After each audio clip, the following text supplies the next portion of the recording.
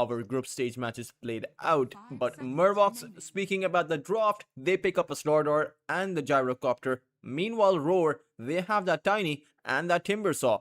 A lot of damage coming out from Roar's lineup. They played the Tiny, I believe, yesterday against Carstensz. Took Carstensz down in a clean sweep fashion, right? 2-0 Carstensz, 34 minutes game with their Tiny. And they also had a Templar Assassin in that game that wouldn't be all that bad this time around too, especially when you have the Timber Saw. So let's see what they go for. It does seem like Butterfly Effect finds his stride in picks like this Tiny, where he can be a playmaker without too many items. All the Tiny really needs is that Blink Dagger. Shadow Shaman is going to be a bit of a sore in Roar's back, because you have that instant cost time shackle. Once you get to your 15 facet, you also have your break mechanism coming in with your Hex that will be really good against a Timber Saw, and just a pretty good way to initiate onto Roar's heroes at the, with your Slaughter. Without your Slaughter, rather, actually, without your Slaughter, it doesn't really seem like their initiation would do much. So definitely with your Slaughter and your Gyrocopter, hopefully. But we'll see if this Gyro is going to be a support, because I don't really wager the Gyro to be a support. I think it should just be a Gyro carry. Having a 4 Gyro against Roar's tanky heroes, not to mention Warlock comes in with a sustain, may not be the right idea. But Roar is thinking about what they want to pick up for their carry. They can go for the last pick on the carry, because it will be a scenario where there are going to be 4 carry heroes banned by Murvox if Roar go for a support right now. So they will definitely opt for it right now, and probably ban out that anti-mage while they're at it. I know that you have the Gyrocopter on the other side, but the Gyrocopter, limited flex potential, but can play the position 4. So just take out the anti-mage. Even though the anti-mage doesn't really do well against the Timber Saw, the Timber Saw comes in with pure damage, not magical, so the anti-mage's counter spell resistance does not do anything. But Murvox, they have to think about how they want to target this Medusa. Wind Ranger is certainly a possibility, is in the current hero pool, is an S tier carry, and if you just create a Diffusal Blade with that Focus Fire, you can burst this Medusa down from 100 to a 0 in less than 2 seconds. And I think that should just be the way that they go about it. So Roar probably should realize that the Wind Ranger ban is looking really good here. Murvox don't even have to play a carry Wind Ranger, really. They can send the Wind Ranger down towards the mid lane. They have that Slaughter, they have that Gyrocopter. So just play a mid lane Wind Ranger would certainly come in handy. So Roar, let's see who they'll ban. Phantom Lancer. Illusions do not burn mana anymore, so Phantom Lancer isn't really a good pick against the Medusa any longer. Meanwhile, any hero that has illusions they don't burn mana anymore with the Diffusal Blade. So Terror Blade is also not that good of a pick against Medusa. 5 seconds remaining. So I would imagine a Pangolier or a Wind Ranger ban should be in the works by Roar. Now we'll see if they opt for that. We'll see if they ignore it completely, but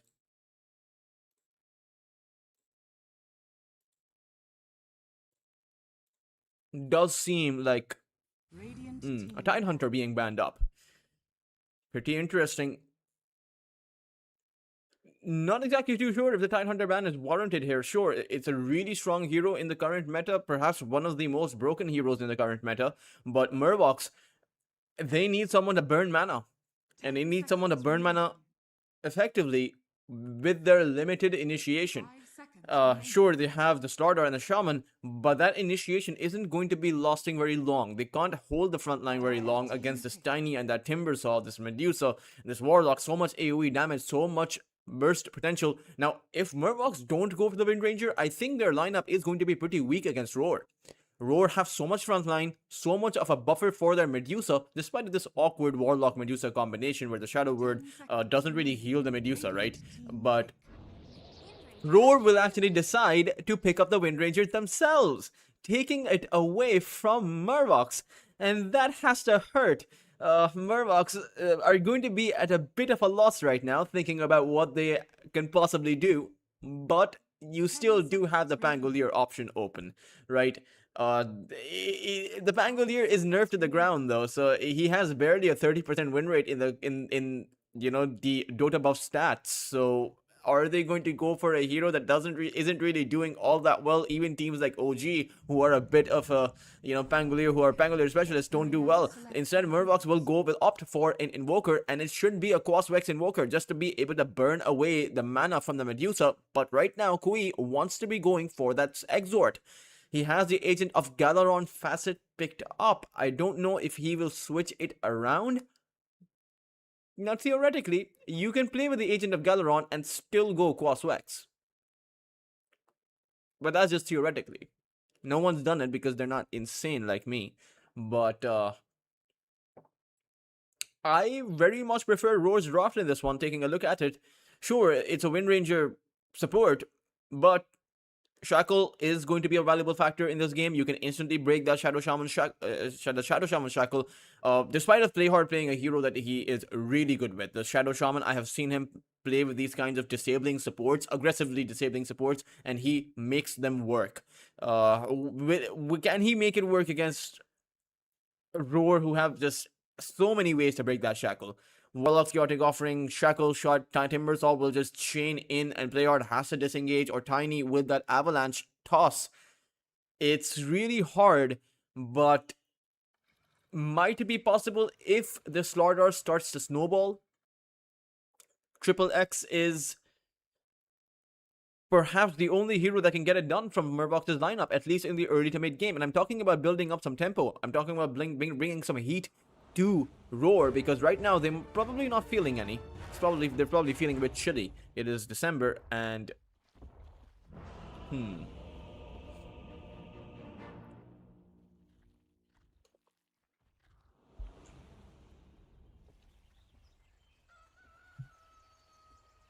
let's see. I will adjust the logos for you guys just because I do it from my end.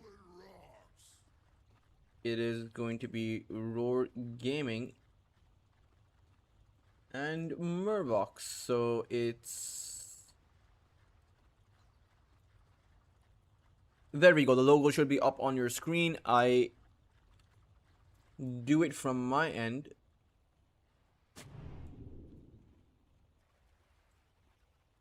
It is one of those jobs that,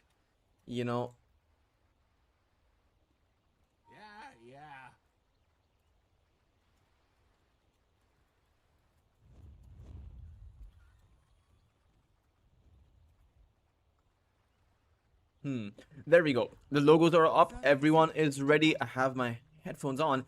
And Butterfly Effect will plant down an aggressive Observer Ward over on the mid lane. On Kui's high ground. Let's see what Kui can get done on the Invoker. I believe he has played this before, but it's a really hard game for the Invoker. It's a really hard game for just about everyone from Murvox. They certainly do have their work cut out for them. Triple X is going to be able to get on top of Kismet. They'll be able to burn away most of the Medusa's mana with these auto attacks, but I don't think they can take Kismet down. He has the wand. He'll be able to turn around for some auto attacks, but the Shadow Word is going to kick in for Small Panda. I think he should have planted it down on towards Triple X. Perhaps they would have been able to get that kill, but he is playing a Slardar, very tanky, had the crush for another one of his puddles, so probably would not have gone down. But now that they've dealt with most of Kismet's mana, I think that they should just continue with the aggression. This is a pretty aggressive lane with the Shadow Shaman, and this means that the Warlock can't actually overextend, or rather, can't have poor positioning, because it will be punished very hard. As soon as the Slardar and the Shaman see the Warlock out of position, they can make a play for him. There are multiple disables in this lane. In fact, the Shaman comes in with auto attacks with the disables, right? The Chicken Fingers facet, he has picked that one up in place of the massive Serpent Ward.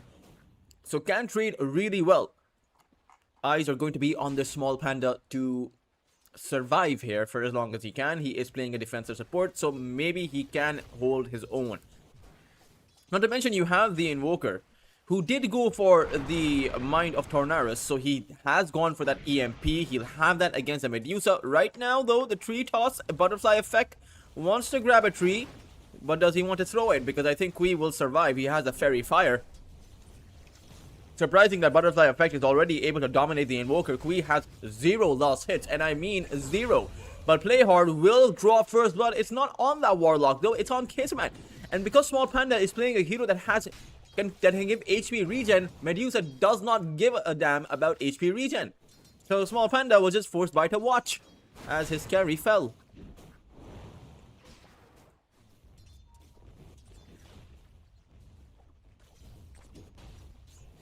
Oh man, that is not a good start, losing your carry.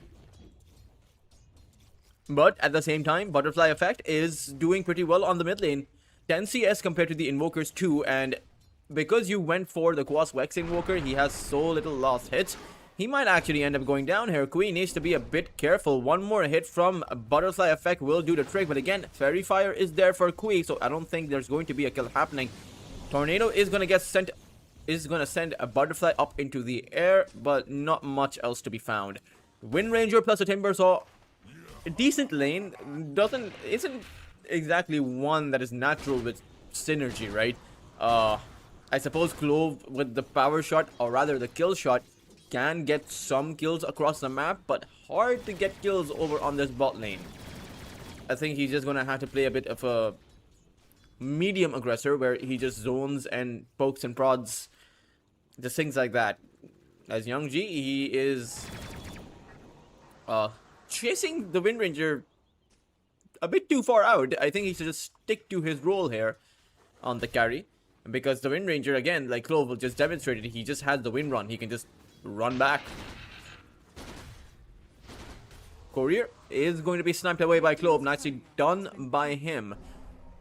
As Kui still struggling in terms of CS, a Butterfly Effect certainly, with the high base damage of the Tiny, it is one of the easier things to pull off.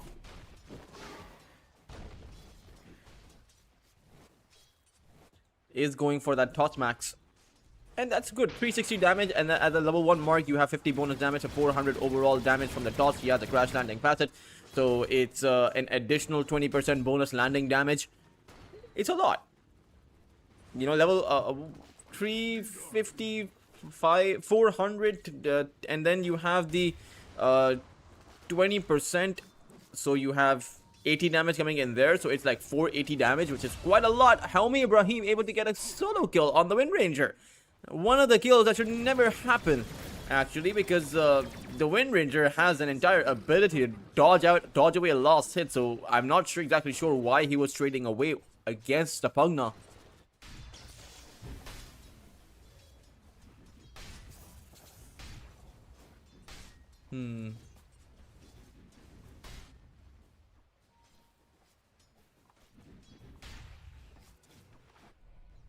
Tiny, or rather Invoker, needs to be careful. Kui able to survive with just 30 CS.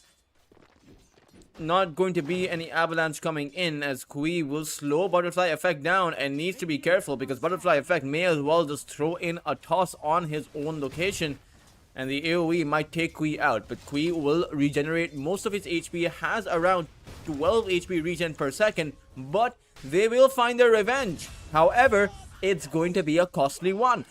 Triple X will actually take Kismet out, making that trade not so worth it, because you have 3 heroes on top of the 2 from Murlocs. So you should have been able to come out with the advantage. Losing your Medusa is really going to hurt you, that too for the second time.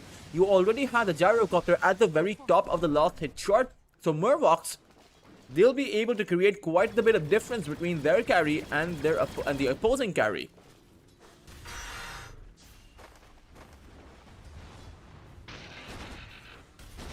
Youngji is just farming away. A Grandmaster Timbersaw on Double S will be interesting to see what he can actually get done. Right now, the Timbersaw, Timbersaws of the world have to play passive against range heroes. Against melee heroes, they can play aggressive, but against range heroes, they have to play passive. As Double S is going to ignore the Shrine of Wisdom there. I think the level 3 barrage is a bit too much for this Timbersaw to contend with. They'll just end up going back. All the meanwhile, this time around, Kismet will secure a good kill. Small Panda was the one who got all of the gold though. But I think just stopping that Slordor from snowballing is the right idea. Youngji is here though. And they are going to go in. The clucking fingers to come in first. The shackle is there. Kismet has no more mana. Will not be able to regenerate it with his Mystic Snake either. And the avalanche, a bit too little. Too late from Butterfly Effect, but he will go for a toss on towards Youngji. Unfortunately, it is going to be enough. Small Panda picking up yet another kill. Although I have to say that the nerf to the assist gold means that these kills for, you know, the rotations coming in from the cores are not exactly all that worth it. You take a look at how much gold the Tiny got, just 89 gold. He could have stuck in the lane to get even more gold, but you had to punish that play. You had to make sure that Youngji ends up going down, even if he does come out with 149 gold. But it's the Warlock that is the big winner. 250 gold going his way for just the gyro kill, and then he also got another kill before that. So this is going to be one happy Warlock. Taking a look at the net worth, it is the gyrocopter at the very top as X once again diving very far into the tier 1 tower. The response is going to start coming in from Clove. The Wind Ranger is here, shackle on towards that Slordor, the Mystic Snake as well, and the power shot with that kill shot, a guaranteed kill. As even Play Hard is going to end up going down. One more hit should do the trick. The gyrocopter comes down with that call. Kui is here with the Crosswex, and again, Kismet should just end up falling. Tornado will be his end. However, they are going to come in to try and punish the gyrocopter. Youngji doesn't actually get hit by a single spell from the Timber. So he'll just be able to run away with his life intact. Butterfly Effect is coming in, but doesn't have a target. So we'll just have to go back. Radiant are scanning.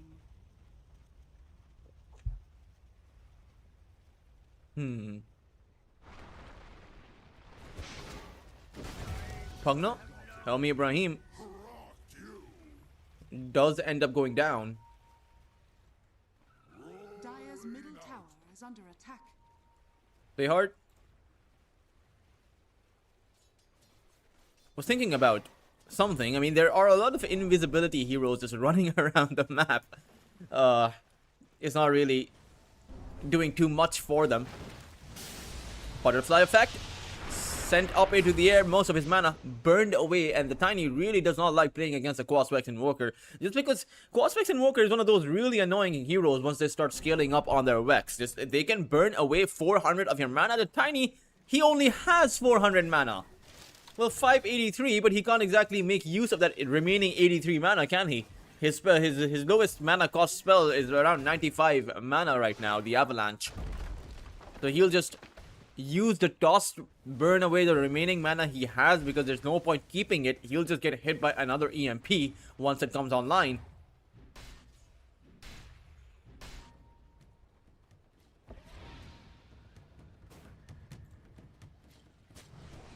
X. Once again, Kismet needs to be careful. Play hard. Again, looking for the initiation. They really do not want this Medusa to farm. Even though, despite of the fact that there is a 2,000 net worth advantage up for Roar Gaming, they are still doing a whole lot better. Double S is free farming away on the Timbersaw, and even though the Gyrocopter Youngji is at the very top, the next 3 heroes are all from Roar.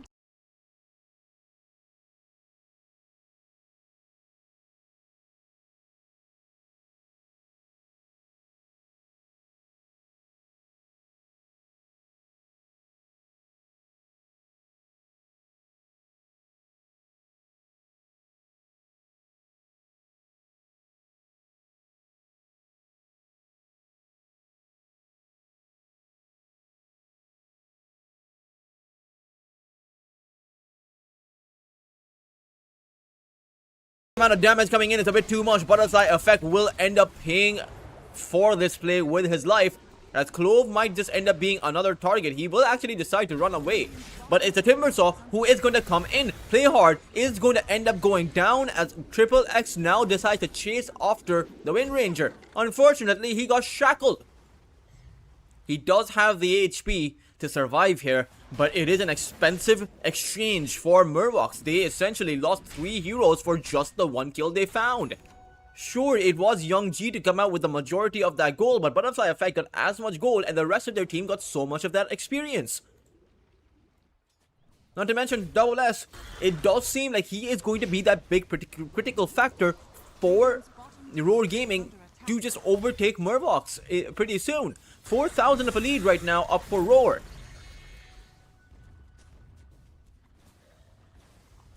Radiant's bottom tower is under attack. Tier 1 tower in trouble, big trouble, Radiant's bottom tower has as fallen. the trouble has got up to the tower. It will go down.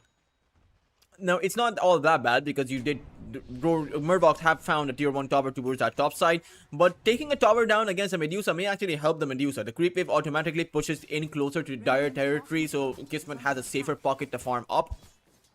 Almost has that Manta style, and even though they did try to disable the Medusa, Kismet is still at the very top of the net worth chart. So did they really disable the Medusa? Kui has a tornado. They will be able to take Double S down. That's a huge kill they can find, but a 2-man avalanche. The power shot also comes in, but it's Murlocs who will feel very safe. Their heroes are still plenty healthy, as both these sides will disengage. A Butterfly Effect will just blink back to his tower.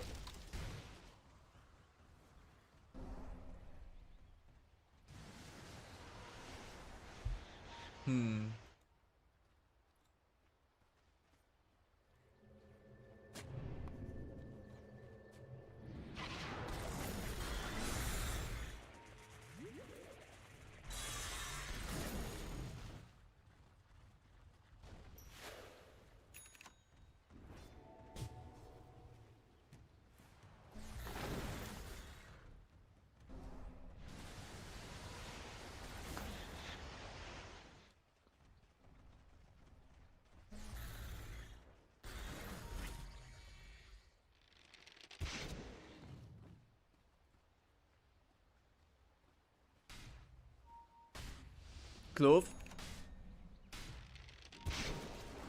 might just go down. Playhard doesn't have a blink dagger, and Clove will actually realize something is awry, or rather, no, he'll actually start running into the lineup from Murlocs. The shackle coming on towards Double S means that he can't secure the kill, but the toss coming in from the Tiny.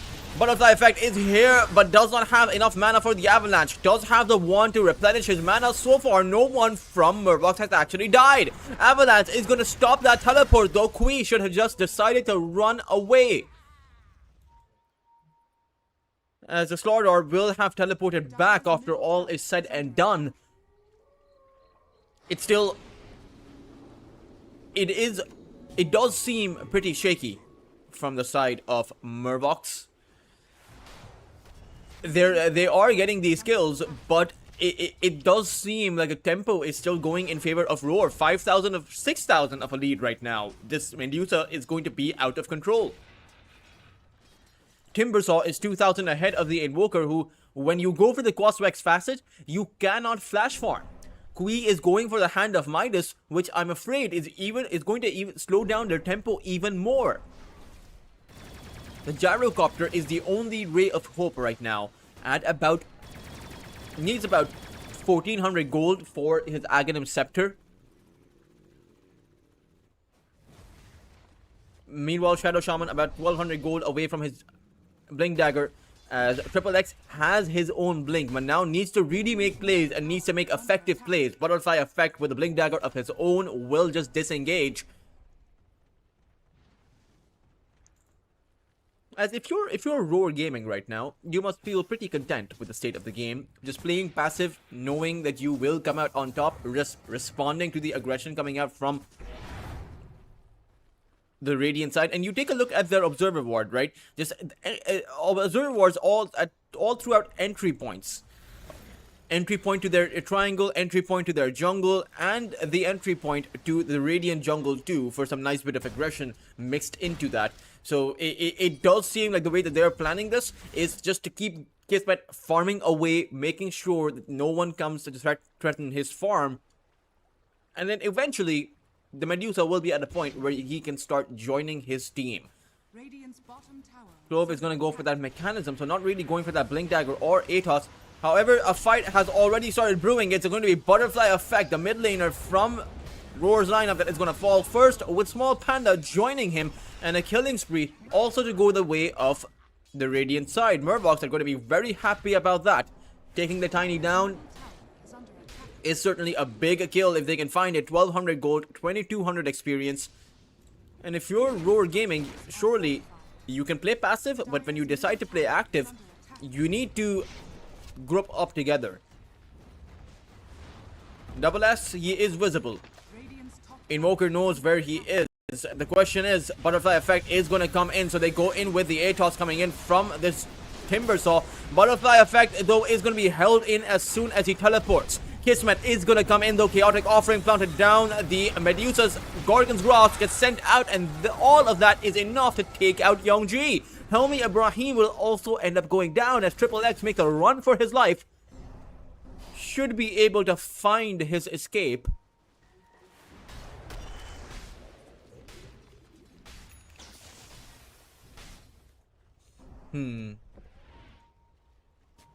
Dire's bottom tower is under attack.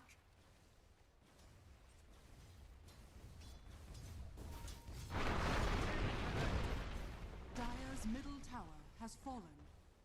Radiant's top tower is under attack.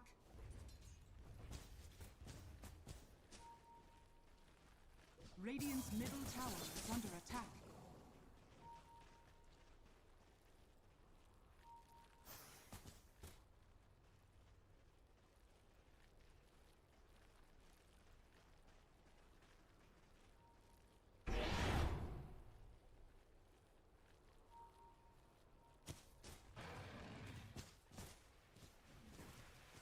Radiant's middle tower is under attack.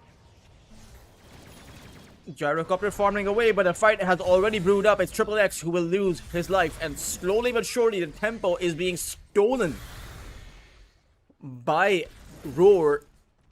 There doesn't seem to be too much that Murvox can do about the current state of the game, unless they bring their Gyrocopter in. But Young G really needs that BKB before he can actually fight. Otherwise, he just takes in just so much damage coming in from that Tiny. The Avalanche does about 370 damage. The Crash Landing about 20% bonus damage on, you know, that level 2 is 175, so 500. Around 600, 700 damage alongside that Avalanche. Around 1000 magical damage at the very start of it. Young G is there. His team is huddled up behind him. Invoker is also going to come in, but they won't see him coming in from that observer because he is inside of the shroud of that Ghost Walk. As it's a Tormentor play, both of these two teams want to make. Double S will be the priority target, or rather the first point of contact. And that's not really the target you want to go in on. A 3-man Avalanche being found by Butterfly Effect. They will go in and they will burst them down. Two heroes having fallen down. Kui will just disengage in terror, and Young G is trying to make his escape. But Double S wants to chase his Gyrocopter down. The barrage at this point does not do anything. Power Shot going to come in from afar. Butterfly Effect going to come in with another Avalanche toss. And for Roar Gaming, that is 4 heroes they are able to take down. They'll find a tier 1 tower. They will find a Tormentor too. Everything that they could possibly find within their grasp, they are going to take. Dire's middle tower is under attack. Radiant's top tower is under attack.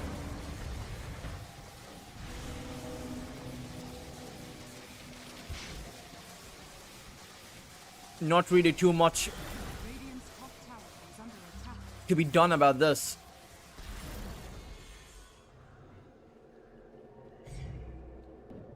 Clove will end up with the Gale Force. Double S becoming a behemoth at this point in the game. And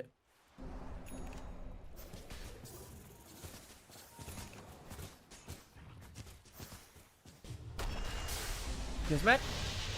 The EMP will burn away a lot of his mana, but he'll still have a lot of it left. That's the problem. And you don't have a solid way of bursting the Medusa's mana down.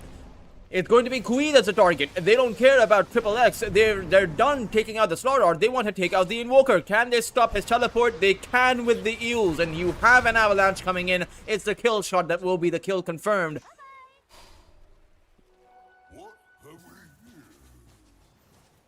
12,000 of a lead right now, and quite frankly, the side of Murlocs doesn't really do much damage. How do you take out this Tiny who has 12 armor and 2300 HP with some survivability added in, right? He has some utility, the Eels, the Blink, and a Haste Rune for the temporary measure, but Kismet has an entire Butterfly. So how does the Gyrocopter fare up against the Medusa? Particularly because Youngji is going to be going for that BKB, so it's not as if his next item will add in some power from his side. Dire's top tower is under attack. Dire's structures are fortified.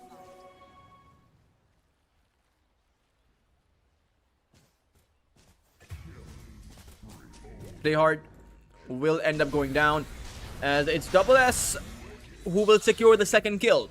The support duo caught very far away. This is the desperation play when you're this far behind. Your supports then decide to try and focus pressure some of these towers, but it's just not happening. X will also end up going down at 15,000 lead at the 23-minute mark. Murlocs don't really seem to have many options left anymore. And from the options that are available, they just come in with so much risk and such little reward.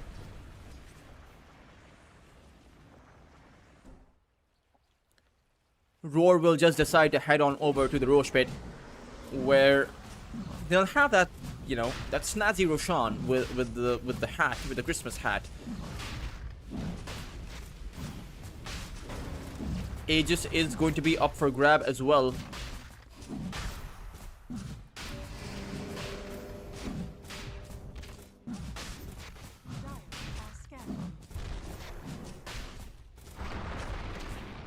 And we'll go their way. There's not going to be any kind of a contest coming in.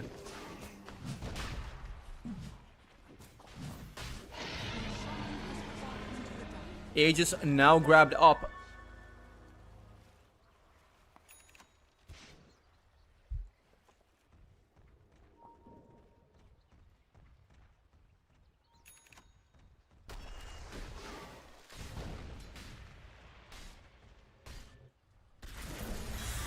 Fellow Shaman, play hard. Radiant's middle tower is under attack. There's a Gale Force on the Shaman. Clove is going to come in too. And play hard is a goner. He went for the Ether Lens. Unfortunately, they didn't create the kind of tempo that makes this pickup worth it. Middle tower has fallen. Increased cost range is all nice and good, but how do you initiate, really? That's the problem they're facing. Diffusal Blade now up for the Medusa. He'll have the Disperser for that Dispel against the Pugna.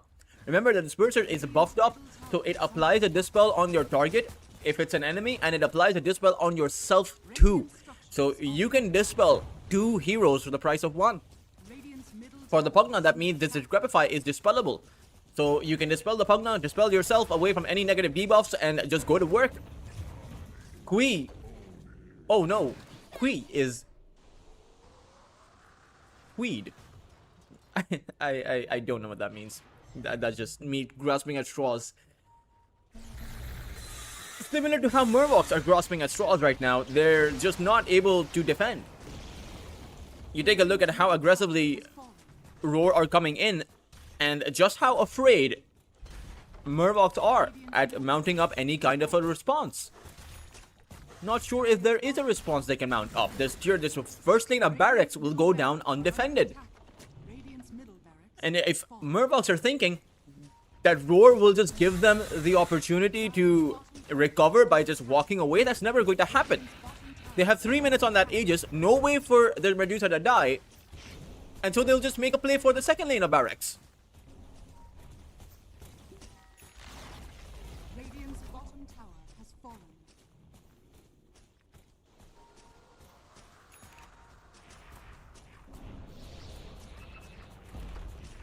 Radiant's bottom barracks has fallen. smoke around is going to be a wraparound. But how far do they want to wrap? They will have lost their 2 lanes of barracks. This is a Hail Mary at best. The gyrocopter smoke has already been broken. They saw Play Hard coming in, and they have found the route on towards Kui. He is isolated away from the rest of his team. Triple X jumps in to help him. Play Hard, though, he is grabbed up towards the backline. Kui has already gone down. They have found Small Panda, but it's a small consolation prize at best, because at the end of it all, they will be forced to go back. But it's the Tiny that will toss the Medusa in. Triple X, he'll lose the Pugna right beside him.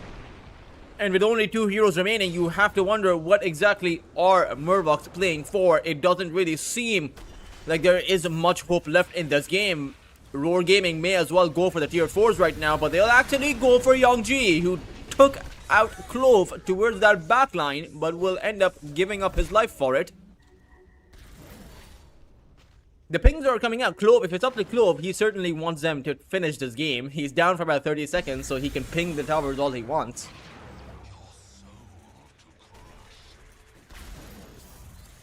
But GG will be called as soon as Kismet makes that move towards the tier 2 tower on that top side. They realize that there just is not much hope left anymore in this game. Murvox will decide to refresh their minds, refresh their strategy, as this game is going to this series is going to a game number 2 in favor of Roar Gaming, who will be ahead in this series. So let's see if Murvox are able to change things up and take it to a game number 3. Certainly seemed like it would have been possible, because they did find the Medusa so many of those times. They were able to shut Kismet down, but everyone else was just doing super well. Butterfly Effect dominated that mid lane, and I do think this was a bit of an outdraft, because they didn't have a solid answer to that Medusa. They had to go for this niche answer in that Invoker, Quaswex Invoker, but even that ended up biting them, because the Quaswex Invoker didn't offer any damage output. A lot of things that did not go right for Murvox. Let's see, though, if things will go right for them in the next game, or if Roar will just sweep them under the rug. We will be back after a short break for Lunar Snake Trophy Season number 5.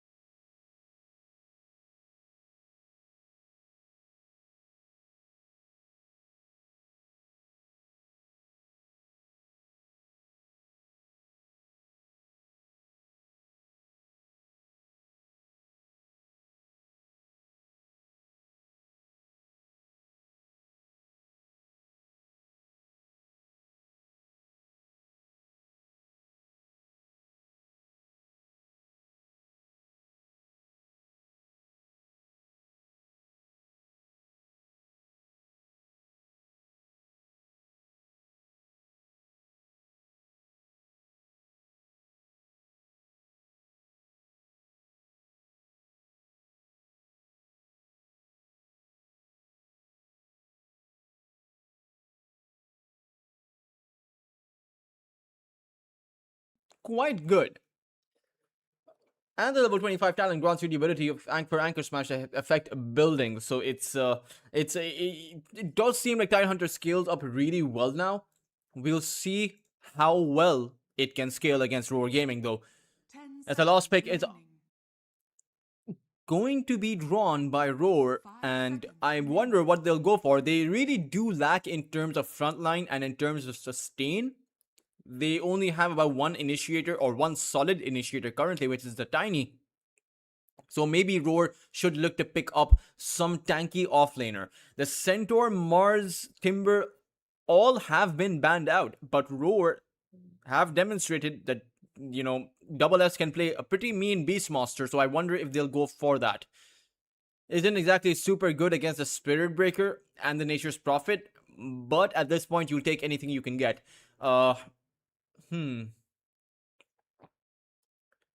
Wonder what offlaner they'll go for right now. It certainly is a very hard decision to make, right? You're also up against a Venomancer, so most melee offlaners are going to suffer. Centaur wouldn't have suffered because he has that Stampede, but this isn't looking too good for Roar's last pick. And not to mention, it's a really important last pick because between the Warlock, Windranger, and Slark, you don't actually have too much HP. The Spirit Breaker Charge, the Ravage, Nature's Prophet, Wrath of Nature, Venomancers, Noxious Plague, they will be able to wipe out Roar's squishy heroes.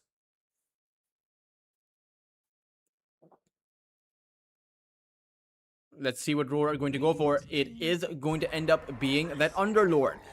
Great hero because you can bring in the auras. I think Underlord is one of the best heroes to pick up auras on. The pipe, certainly necessary. The Crimson Guard also may be necessary. And you have that Fiend's Gate. So you have that global teleportation play against a hero like a Nature's Prophet, who also comes in with that global teleportation play. So it does seem like Roar Gaming will be able to match up the tempo in their team fights. But Mervox, they have another pick right now.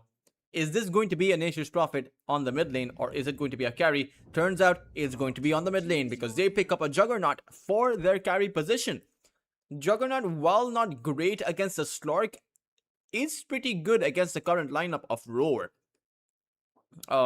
Now I will add that you can't start spinning when you get hit by the avalanche because now it's an AoE stun. So Youngji will have to use the Blade Fury before he gets hit by it rather than after. Roar Gaming though, they have, I think,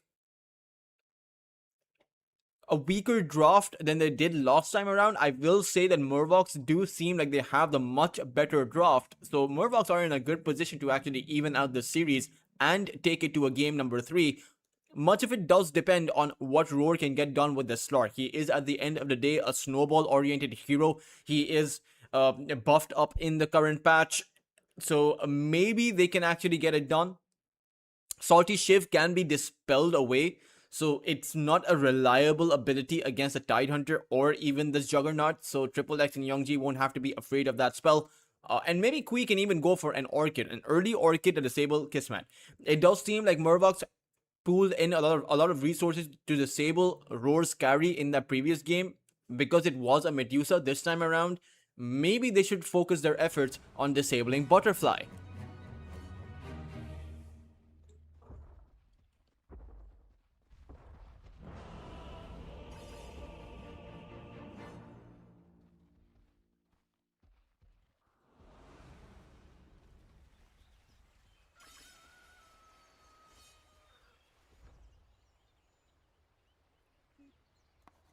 Those are the win conditions laid out for Roar. It's certainly going to be a hard task. I will update the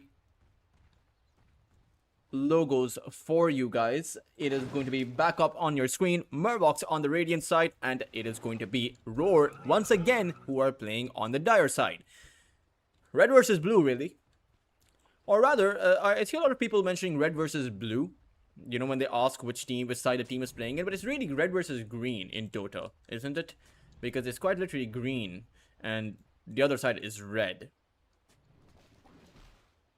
But who knows? I personally prefer blue and red, for player 1 and player 2. I remember the good old days of Nintendo and the Segas of the world. 30 30 Me and my seconds brother to used to battle. have quite a lot of fun playing those games.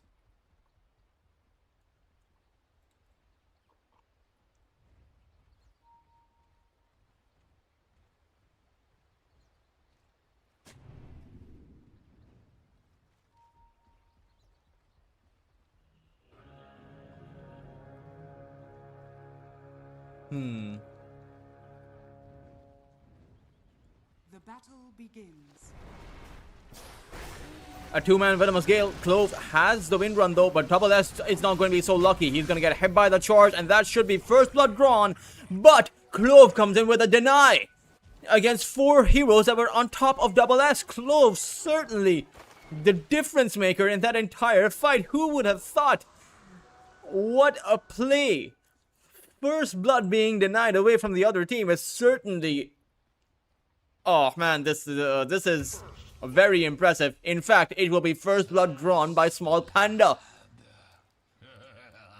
And for Murvox, oh man, that is so unlucky. Or rather, should I call it, such a huge display of skill there coming in from Roar. Clove won't be able to deny Double S from that one though, so at the very least, Murvox will be able to acquire the kill in the end anyway. And, of course, it's a big kill to be found. Double S will actually have to make his way back to the lane just walking.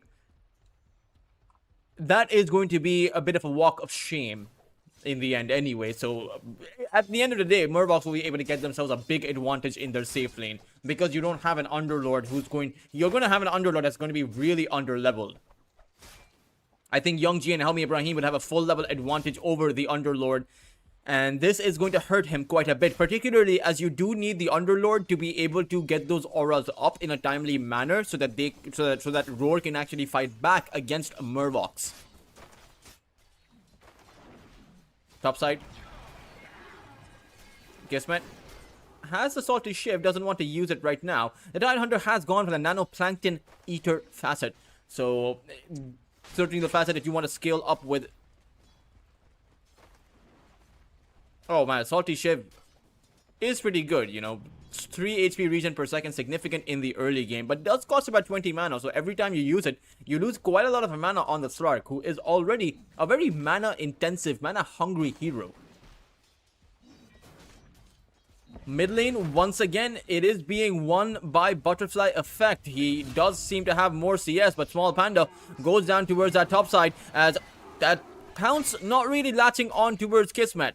Or rather, not really latching on towards Playhard. Kismet will not be able to get the trade, but will just be able to go back to farm.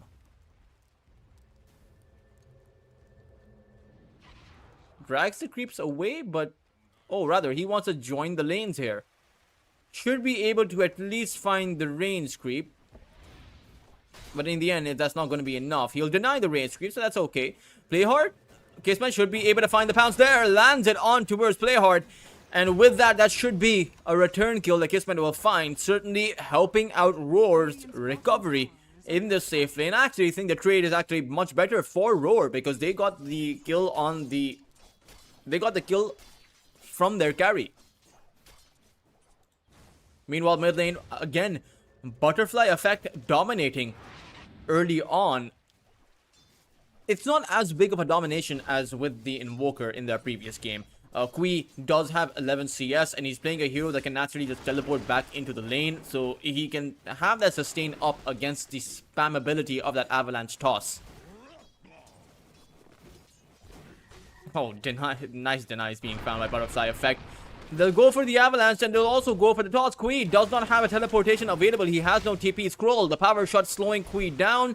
Is it going to be enough though? Because this is a very slow burn. Kui still may be under the tier 1 tower safety as Butterfly Effect continues to chase him down and the teleports are coming in. The Venomancer alongside a Spirit Breaker, that might be enough. The Gale planted down on Butterfly Effect, actually stuck inside in between of the wards.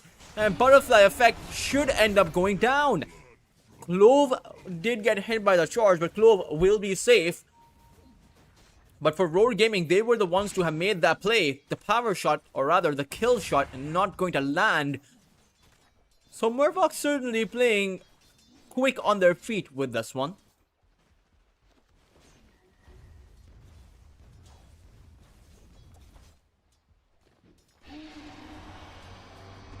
charge from the Spirit Breaker towards that bot lane. Double S. His exit blocked away from that Sprout. And there are 4 heroes on top of him. This time around, Clove isn't even nearby to get a possible deny. In fact, the Venomancer did actually a really good play there. He didn't throw out his Gale. I think he planted a Plague Ward, so he had the mana for the Gale. But because he didn't throw the Gale down, there wouldn't have been a possible deny coming out anyway.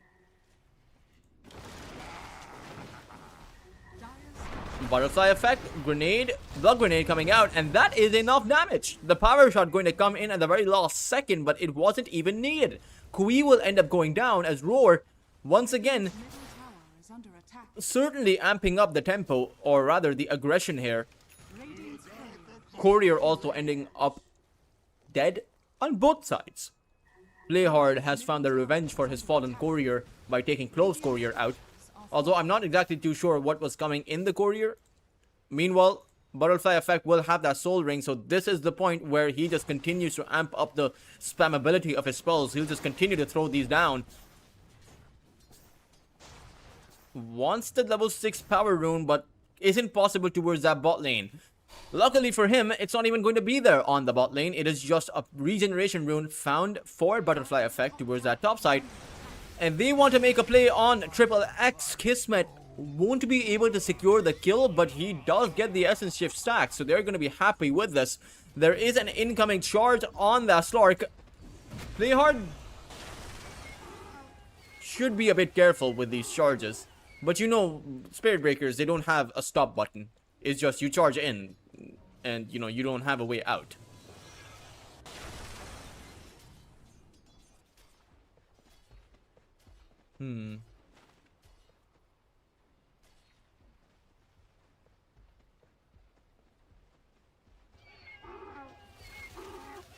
Radiant are scanning.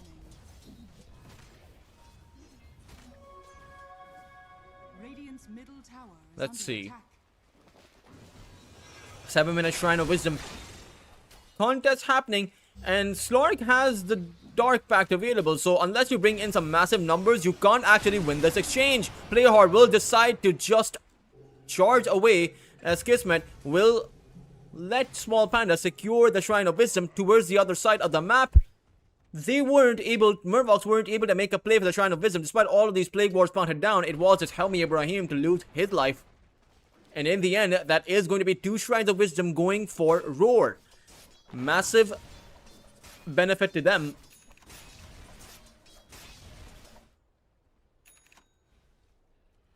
Dire's middle tower is under attack. Radiant's top tower is under attack.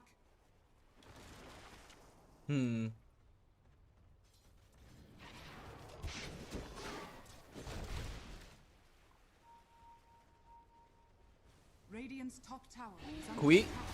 Omni Slash comes in on towards Butterfly effect. He is charged as well, but has the Avalanche. The Gale is going to land on him though, so despite of the Chaotic Offering, doesn't seem like they'll be able to keep Butterfly effect alive for very long. However, it is going to be a trade. Kui did end up going down. Helmi Ibrahim going to fall next. Kismet to pick up both of those kills, and I'm not sure if that was so worth it for Murlocs.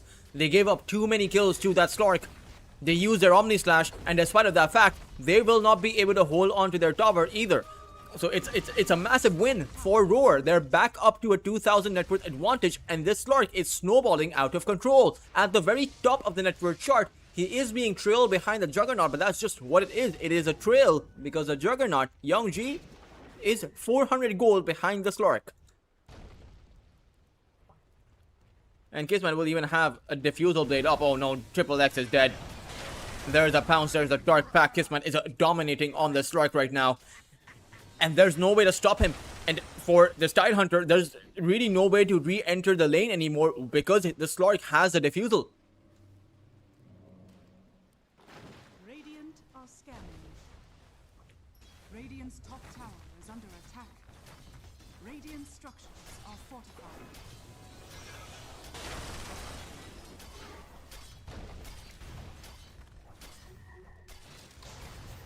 Teleports are coming in.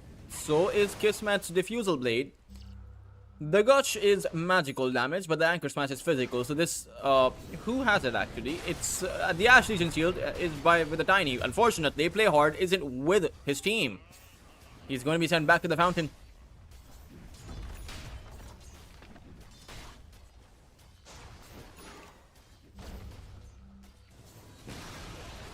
Radiant's top tower has fallen.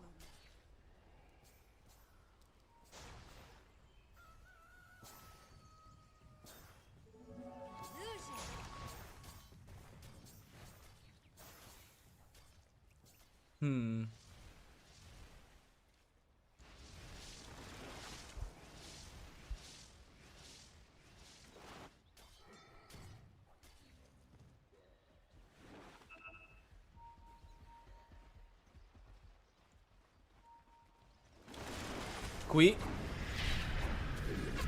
Shackled to the tree. Power Shot is going to be there. He doesn't take too much damage from it, but in the end, he is inside of that pit and cannot escape. Things are not looking too good for him. He may have the vessel, but he has nowhere to actually rotate. Double S with around 181 damage coming in from his Atrophy Aura will be able to make quick work of that tier 1 tower. All 3 tier 1 towers having fallen down before that 10-minute mark doesn't bode too well for Murvox's future in the series.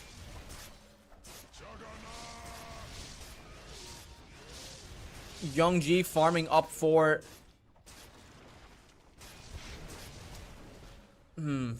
his Battle Fury, but I really do wonder when Murvox will be able to fight.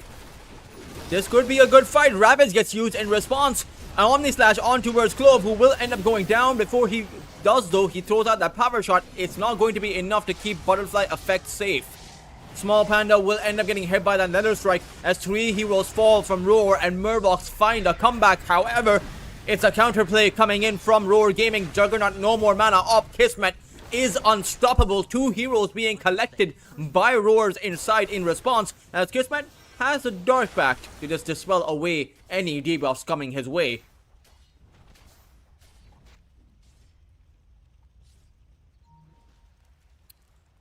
It's a good set of kills though being found by Murvox. You know, the Juggernaut was involved in all of those kills. He has a Battle Fury up now. He can start farming away, accelerate, you know, his recovery. Or, not his recovery, he is doing okay, but maybe catch up to the Slark. Because it is getting slightly out of hand. Clove coming in. Power Shot isn't going to take Play Hard out. Radiant's middle tower is under attack.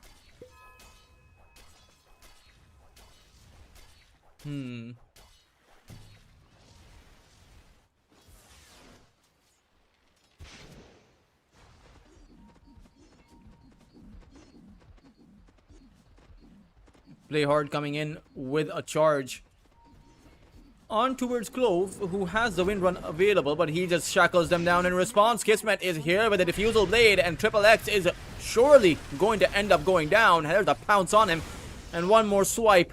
Doesn't even need the Shiv. Kismet will just be able to pick up the kill anyway.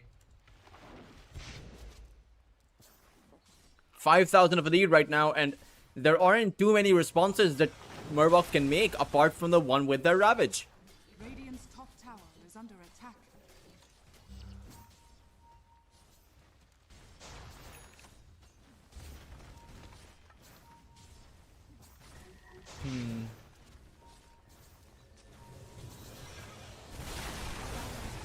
Help me, Ibrahim.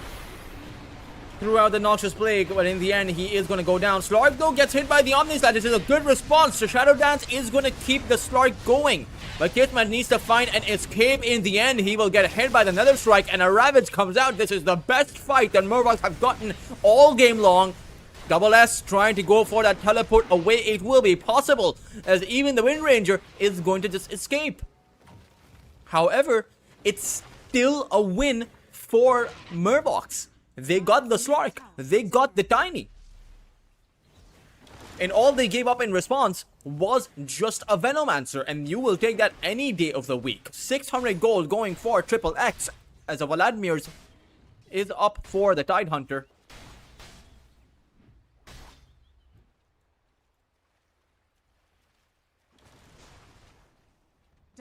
top tower is under attack. Another charge coming in towards that mid lane.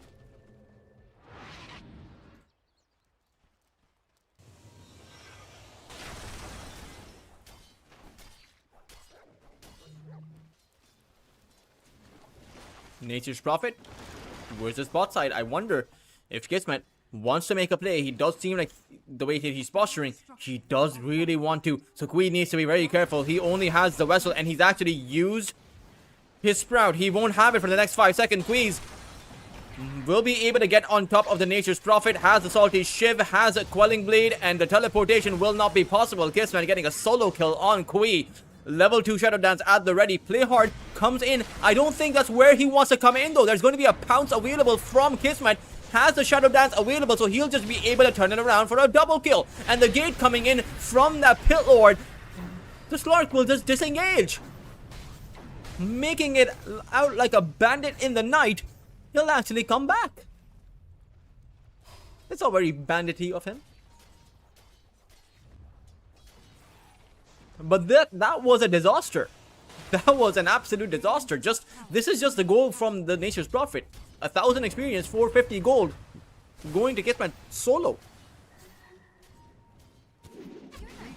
Oh, Helmi Ibrahim shackled to the tree. As another pounce comes in, Kismet will be able to acquire yet another kill. And has an Aghanim Scepter to play with now. Triple X needs to be really careful, but he got hit by another pounce. Shackle isn't going to land, but it's the kill shot that will confirm the kill on Triple X. 6,000 of a lead now, up 16 minutes in for Roar. 10 to 18 on the kill feed. May not be too one-sided, but Young G is going to be held in by the stun coming in from the Warlock. The pounce at the very last second, and Clove coming in with another kill shot. Young G is going to be disabled. And they'll find a tier 2 tower, potentially 205 8 trophy damage coming in for this Underlord.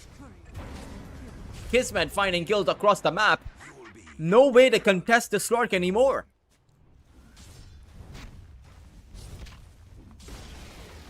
Radiant's bottom tower has fallen. Radiant's middle tower is under attack.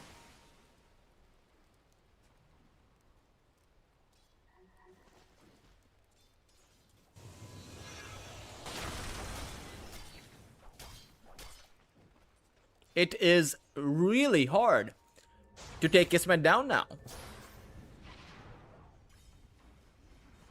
Young G does have that Yasha. Seems like they want to go for a fight. Butterfly Effect is going to get hit by that Omni Slash. Should end up going down to it. Death by 1,000 cuts. As Double Death is here. And Kismet is coming in. So this Spirit Breaker needs to be careful. Actually, Spirit Breaker is just dead. As Kismet makes a play towards the side there, finds a pounce on towards the Tide Hunter. Meanwhile, Fiends get towards that backline. Young G needs to escape, but they actually contend with Roar with a Ravage.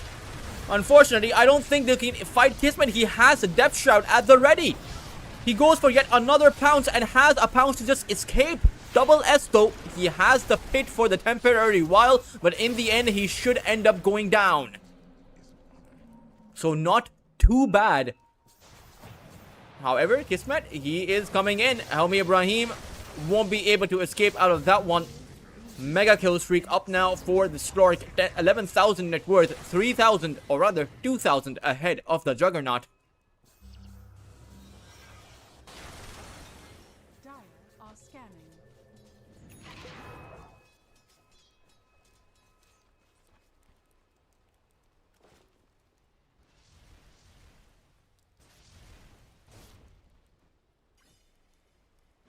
Radiant's middle tower is under attack. Hui once again to get pounced. Blade Mail doesn't really help him there. He has the Shadow Dance, may be able to get the kill, but can he actually escape from this position? Has the pounce. Nether Strike wasn't there in time, but maybe Young G can close the gap here, and Slark, with having no more mana up, will end up going down. Play Hard picks up the kill though. However, at this point, Murvox will take anything they can get. Play Hard stuck inside of the pit. Has the charge to just run away. The Chaotic Offering though will block his escape. Butterfly Effect has another toss. And Quee's actually going to buy back into this. It does seem like they might be able to take Double S down. Juggernaut Young G holding on to his Omni Slash will be able to dish it out and will take out Double S. But with a buyback being used, I'm not sure if that's entirely worth it. I suppose it's the idea that, sure, you use a buyback on the Nature's Prophet, but you're able to secure a kill. But I think they would have been able to secure the kill regardless, right? The Underlord was just caught in an awkward spot, and there was an Omni Slash available for Young G. Despite of that, though, that's going to be a big recovery for the Juggernaut. He's only now 1,000 gold behind the Slark. And Spirit Breaker, well, you know, Playhard's doing really well. Unfortunately, Kui is not. He is really far behind on the Nature's Prophet. His Blade Mail isn't providing him the kind of deterrence it usually does in most games, because Slark really does not care about that Blade Mail.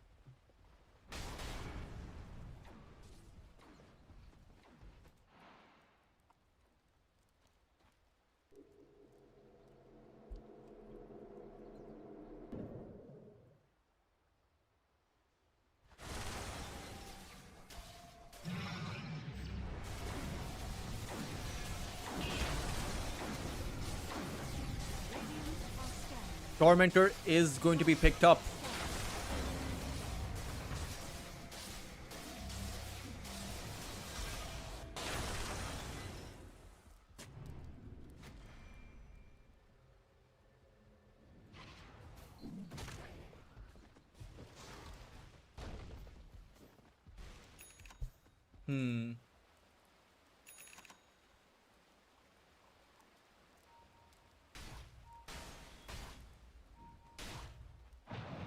Triple X pounced upon, has another pounce on Kismet if should he feel the need to use it, probably will.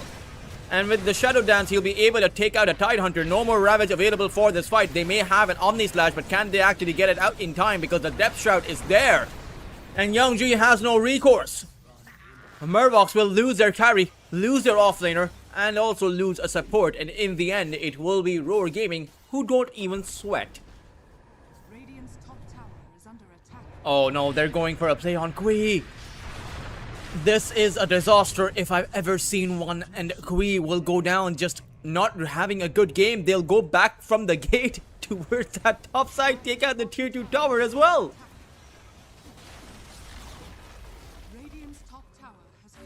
Boons after boons, just blasting Murvox out of the sky at this point.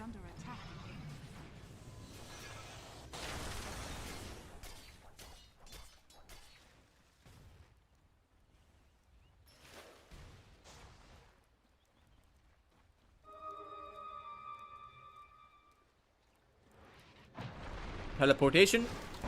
It's actually play hard. He decided to perhaps split push around the map. At this point, can't really blame him, because there's not really too much that Murvox can actually do. Aegis cannot be contested. They have no more tier 2 towers at 23 minutes in the game. Slark is just has 20 essence shift stacks. He's getting 20 agility.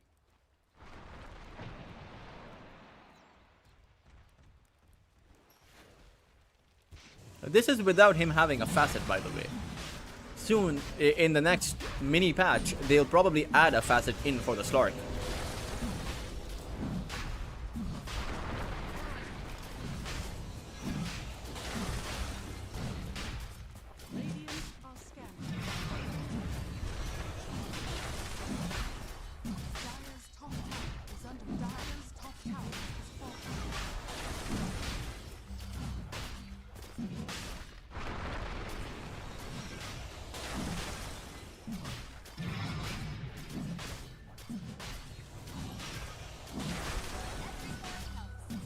Roshan will go by, and an Aegis being picked up for Kismet. Pretty soon he'll have the Lincoln Sphere as well to block the Omni Slash, to block the Noxious Plague, Nether Strike, a lot of abilities that he can just dodge out. Triple X makes his way for a Radiance. maybe when you can get to the Radiance and the Daedalus and some damage dealing items for the Tidehunter, you can survive. But I would have really liked to see a Crimson Guard or even a pipe coming out from this Tidehunter, because it's his team, quite frankly, doesn't need damage. They need to survive. They have a Juggernaut, so they'll be able to dish out the damage.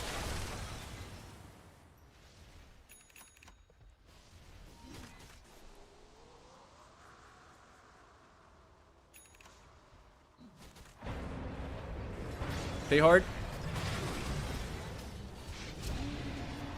Going to charge away. The Chaotic Offering comes down though, as the Underlord is coming in with a Fiend's Gate, and it's going to be Play Hard who dies right beside his tier 4 tower. Hami Ibrahim is going to be grabbed up too. Noxus Plague blocked away from the Lincolns. And they're inside of the base at this point. Kismet has the Shadow Dance at the ready. At this point, he is just stealing away agility, as much stats as he can. Triple X will be able to get back to his fountain. But in the end, Yongji won't even decide to come back to defend. Dire's bottom tower is under attack. Radiant's bottom tower is under attack. Radiant's bottom tower has fallen. Tidehunter got tossed back, throws out a Ravage, but it's really not gonna do much. At this point, no one can actually do anything. The entirety of their lineup is gonna be picked up apart from Yongji, who made a safe decision not to come back to the base, because that Radiant base is now a graveyard. Radiant's middle tower is under attack. Tier 3 tower, the second one to be picked up, and it will be 2 barracks is found at 26 minutes. This is pretty much an over and done and dusted game, if I'm being honest. 21,000 of a lead 26 minutes in is something that very few teams can come back from. And at this point, it'll also be mega creeps, because do you really want to come in to defend against a Slark with this many agility stacks with an Aegis, and he is going to continue fighting you? And not to mention, you don't actually have a Ravage. It's on cooldown for about 60 seconds. Murlocs under threat of elimination, by the way. They're on their last legs. Even then, at this point, they're forced to hop because one of those legs do not work. Triple X will end up going down. There goes your offlaner. No survivability on most of their other heroes. And Mega Creeps have been acquired at this point. Even Murlocs realize that their worst nightmare has come to life. Hami Ibrahim tossed back. 2 heroes down. 3v5 defense just is not happening. Roar Gaming want to acquire the throne here, close out this series in a clean sweep. Kui coming in for a teleportation will not actually, of course, go for it, as they saw the Juggernaut. Are they really going to make a play on Yongji? He can just teleport away. In fact, he's going to go through the gate, but is just going to get bashed up. Oh, Kismet will not even need to use the Shadow Dance. He will just be able to take out the Juggernaut. Won't be able to go back through the gate though. But still, he's a Slark. GG will be called. Hami Ibrahim once again for the second game in a row. He will recognize that there is no hope for Murlocs, for his team in this series. They will give it up to Roar Gaming. They will lose 2-0 to the Chinese team. And it will be Roar who have secured their playoff run. They have now 4 series wins and 3 series losses, which is plenty of leeway to make it into the double bracket elimination playoffs. For now, guys, this wasn't it. We have another series for you. Of course, that series is going to be in a while from now. It is going to be in about an hour and 15 minutes. Because these 2 games didn't actually go very long, so we will be resuming with Lunar Snake Trophy Season 5 right in about an hour and 15 minutes with Carstensz and Veroja going at it against each other. 2 pretty good teams. I do expect that one to be very hotly contested. Perhaps it will even go to a game number 3. Who really knows?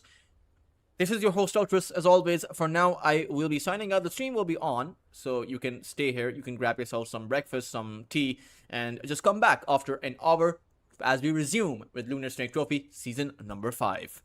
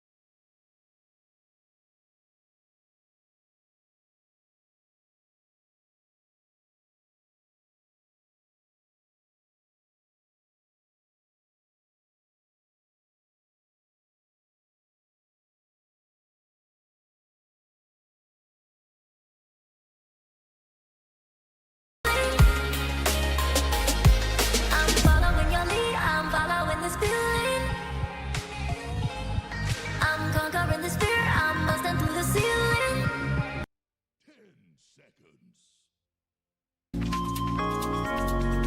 5 seconds remaining.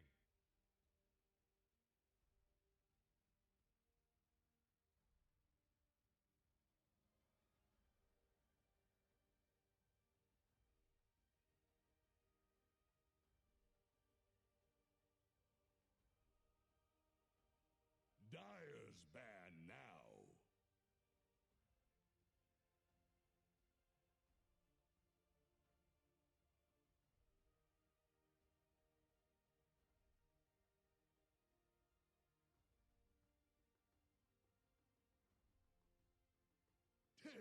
Seconds. Getting temper assassin. 5 seconds remaining.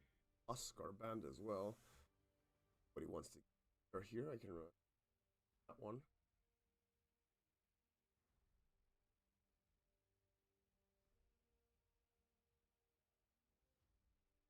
Radiant's turn to ban.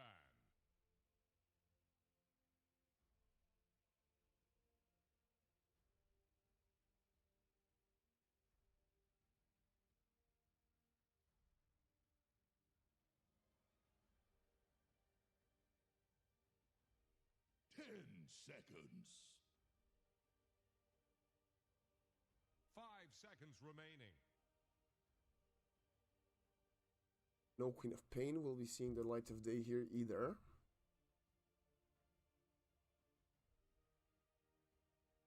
Dyer's turn to pick. Neither will the Juggernaut. What carry is Ivory going to here? They've played very, very it's weak. Trying to conquer. Team can play in meta or out of meta. 10 seconds. 5 seconds remaining.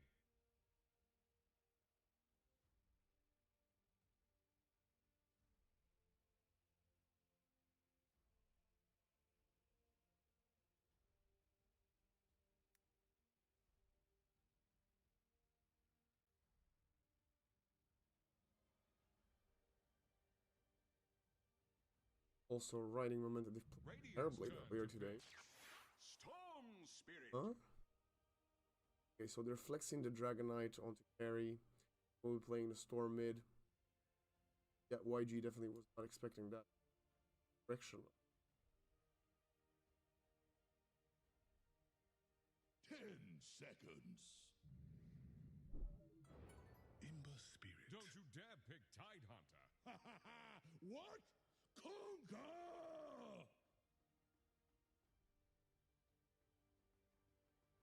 It's gonna be a Spirit Brother matchup. Young Ken in mid.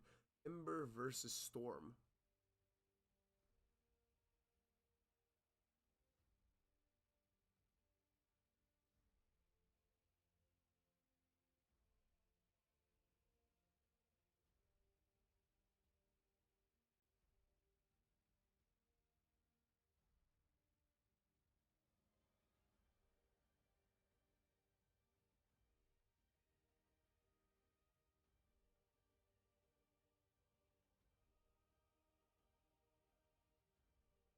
Find out how Rapido will be dealing with this dying in the off lane. It could get punished. Also, picking it after the Ursa is a bit of for me.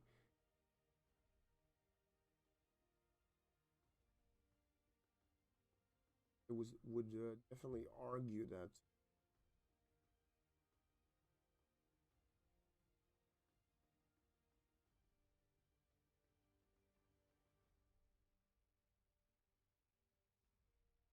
Fury swipes strong enough. Kill the tombstone early, so maybe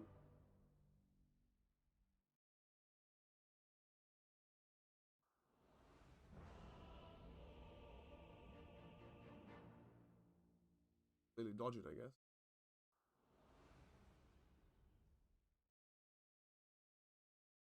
You fought and died with honor.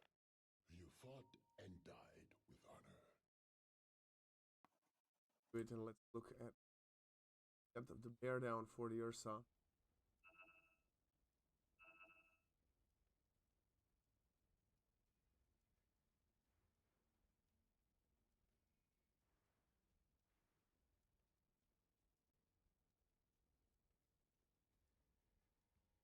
Promulgate on Shadow Demon, Ingang on the Mid Ember, Dance of the Dead for the Muerta, and the Bloodsport for Mars. The ones we've seen a lot lately. Mars has preferred to get free feast, but they will have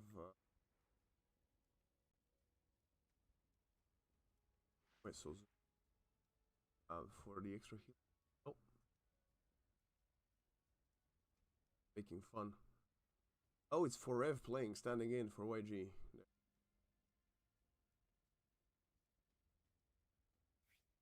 Yeah, okay, so there's a stat. So Zorain had to flex from support to offlane. I don't know if this is gonna make a difference, to be honest. Playing for them. I know he's been coaching. I don't know how long You fought coaching in and the last few died years, with honor. but historically, Forever is a very well, the most experienced and arguably successful carry player on the map. On the other side, Is victory. In strength is victory. for the dire side, we will have. Sorry, guys, I'm just reading. Corrosive Dragon for the DK carry, Static Slide for Cannon mid, Rotting mids, Rapido, Dying, Go Nuts from the Hoodwink, and Agna, Siphoning Word.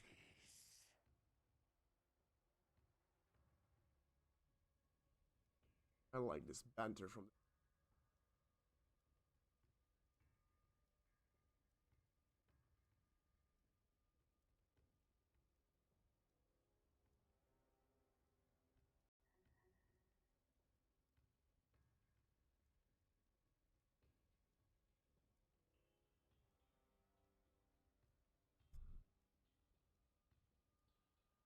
calling the go when Agna is disconnected. You know, that's quite nice. Mocking them a little bit back and forth here. But this Shadow Demon, prioritized a lot by the light.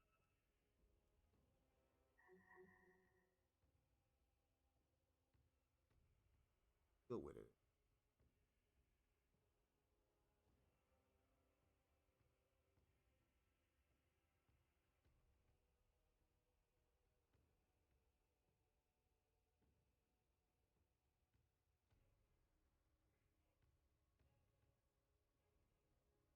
Do we have?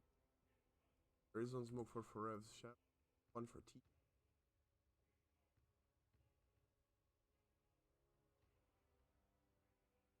Swapping in the chat.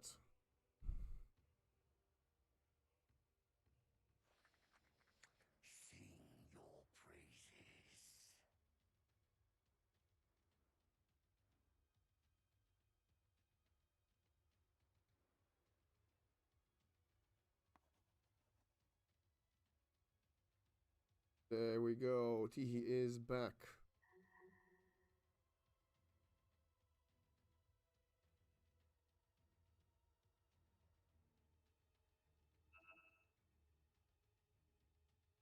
No G's just yet. He might be playing from a wooden PC.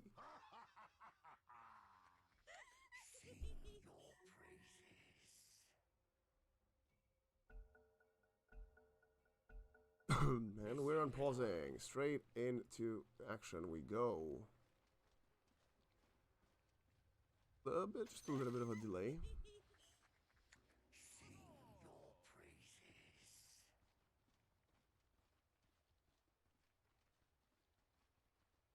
AK will be tipping Ken.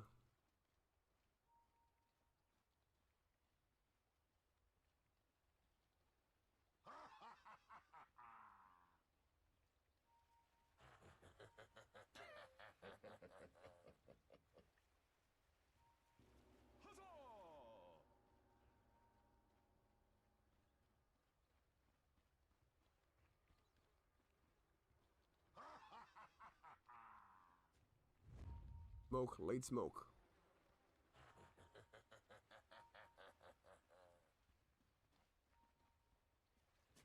30 seconds to battle.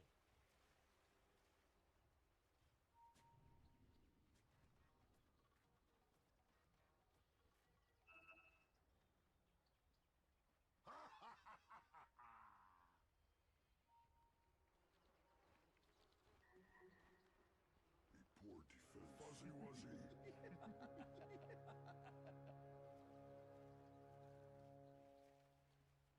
At last, You the fought battle and died begins. with honor. This reward transcends expectation.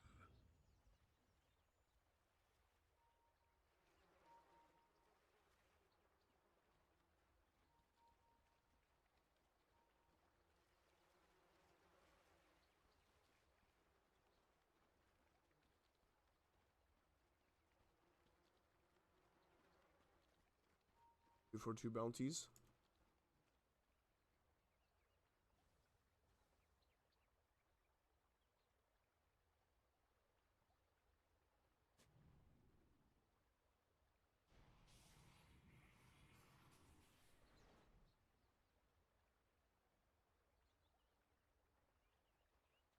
Are we not following what we should be following? I don't know.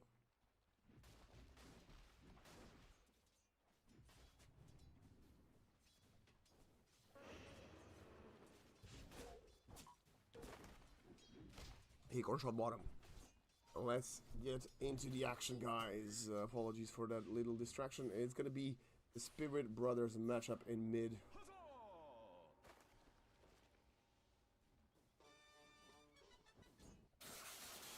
Electric Vortex level 2 is quite unexpected here, but wants to pressure a young PH. He gets the last hit and tipped scan, that's quite funny. Wrong spell is hilarious. A lot of kill potential top lane up. Both sides. I think double repositioning cool is brilliant. What we're seeing right now, Blood Blade right away, but it's gonna be a nice Spear of Mars. Hold down the pursuit on the skill lane. Trading blows. Dire's top tower needs some friends. S3 it charges another dead shot. Go back to base, so let's Dire's Yes. courier has been killed. bottom. Swallowed Dorian up by loses a his courier. bigger fish, and then by me.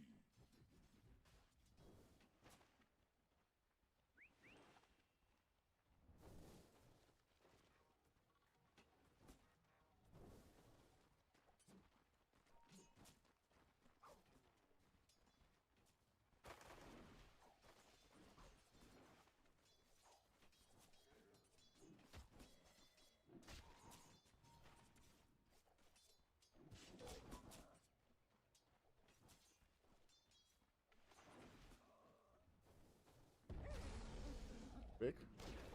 Ooh, nice bushwhack. Gonna stay alive.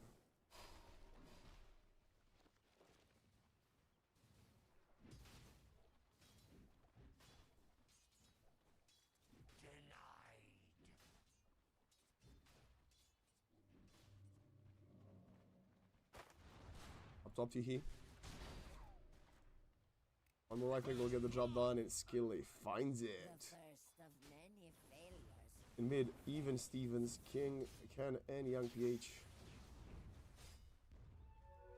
battling. So not although Ken has a few more denies, I wouldn't say it's any significant. PH with 2 points in Flame Guard. Oh, actually, he's getting pulled with his Vortex now. Good die to Ken here. TP is very, very slow. Forever will catch him. No point in Shadow Poison though. And a kill anyway. Oh, I say that has a Fairy Fire, and the bottle charges are very, very good. Ken survives. Solo killing Young PH after just so they had an even mid. He will have to walk to base. No, the water rune bottom. Ev. You fought and died. We'll take it. Patient from the Hoodwink as well. Berta has picked up the up one. I think the tower. Okay, let's see how's the setup gonna work. Skill A, perfect. Good shot. They do get the kill in the end. There'll be a slight lead. Actually, depends how many lessons they can make lose. They're pulling the creep wave behind the tower. Drake is doing this very, very well.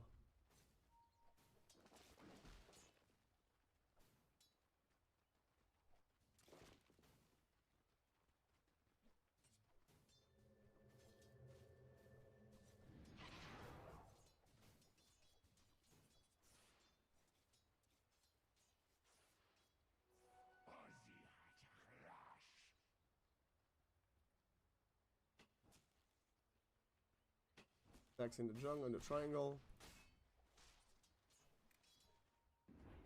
Successful stacks, by the way. ASH. Half of the last hits of Rapido. We now understand why he prioritized this Undying. Wanting to zone Ursa out, and he's done that successfully. A full level and a half of the Ursa. Quite incredible to see, honestly.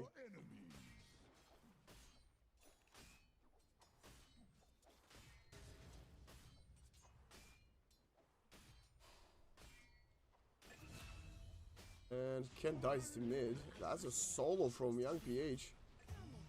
You say that the silence was used.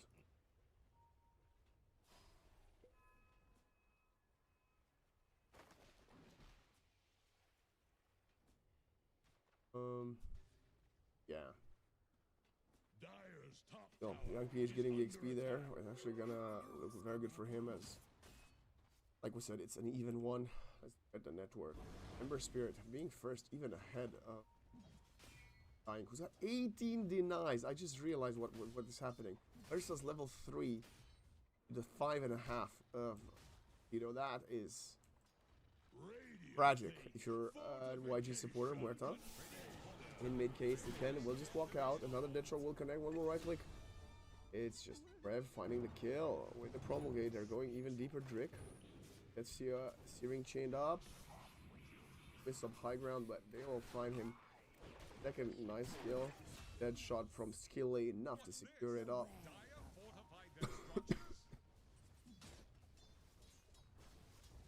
Top tower under siege. With the dragon form.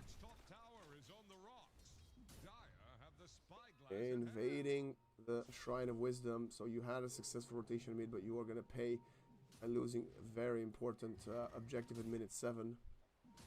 And they find a kill to create it. Moraine has to be protected by Forev. They'll just get a support here. Their rotation is too slow. They will lose both Wisdom runes. They're back bottom with this level and a half difference. It's almost 2 level difference between the two of them, but we've got a phase boot onto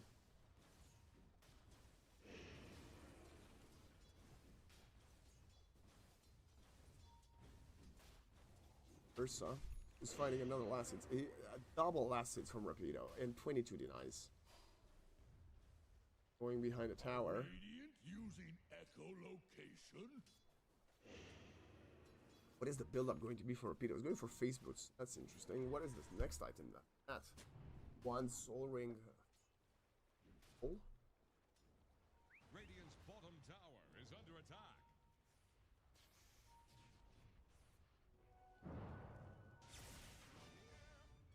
Radiant's bottom tower is staggering. Like a drunk sailor. Radiant's bottom tower is under attack. Here I am. Up. Radiant's bottom tower faces a stiff wind. Dire's middle tower is under attack.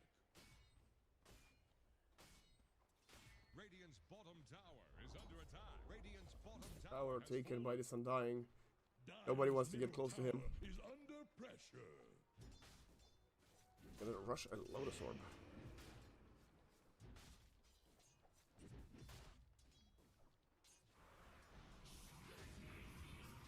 Explosive Dragon popped. Dire's top tower is about to take the plunge. He will get stopped by that Shadow Demon. For some reason, Zorain was still vibing around in the area, and I think he's just gonna die here. Attack the heroes. Perfect. Hero of Mars onto the Hoodwink, but he's gonna get stunned by the Dragon Knight if he attempts a TP. Hoodwink is also catching up. Yeah, Zorain is just buying time. Is about to take the plunge. Elsewhere, KSH got soloed by Rapido. At least the DK didn't take the kill, but losing 2 at the same time is tragic. Ursa still only level 5 to level 8 of the Undying. Oh my god.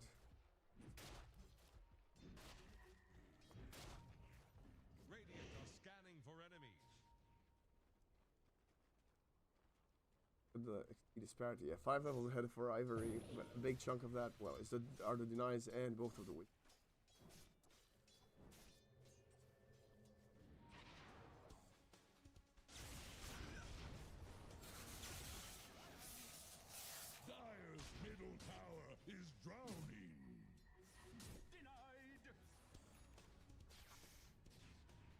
10. Adjusted the full routes of travel. Young PH going for a nice dodge and last hitting the tower. He's gonna have the spirit vessel in 100 gold. Rapido comes back bottom and continues. Stupid KSH, who is the lowest farmed carry on the map right now.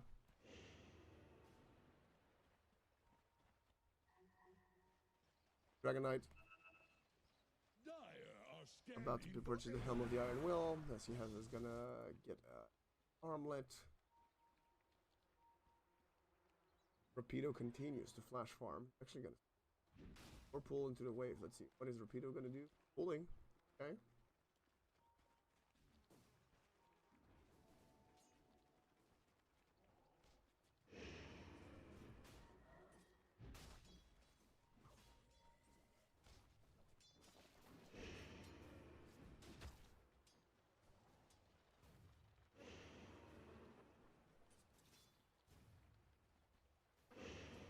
Such an annoying thing to have to go through if you're a KSH. And with his Persev on and the Soul Ring, he is gonna have mana for days. And that's why we're seeing a smoke in an attempt to gank bottom. The problem is this Spirit Vessel has no charges. I'm not entirely sure they can actually kill him. They will try. All this time Zorin finds the tower top. Going for a Blink Yules. You know? I'll repeat what he did a minute ago.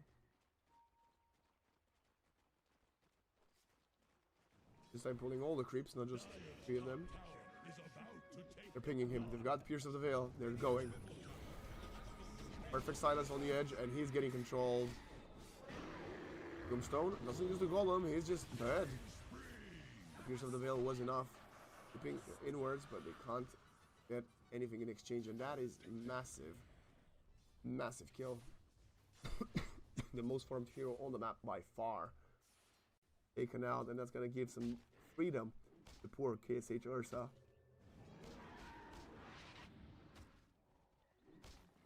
He's also gonna get a tough Dormant Curio. Ember going for the quick and Cobble Cup top. AK gets arena'd. Nice stun at the very edge of the arena expiring. The dead shot didn't get in the arena. That's quite strange. Armlet toggling. And he toggled his way out of this. There's another Spear of Mars available. Ken comes in and he gets instant walks into the Calling of the Dead, but the Dragon Knight will survive. A lot of investment there. But for the next arena, we'll have Lingnagger.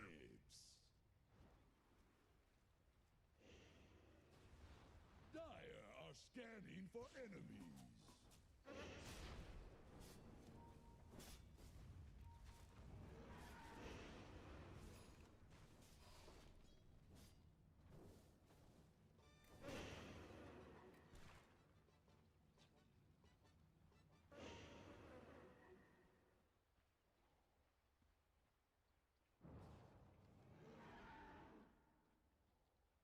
Got one charge in the Spirit Vessel.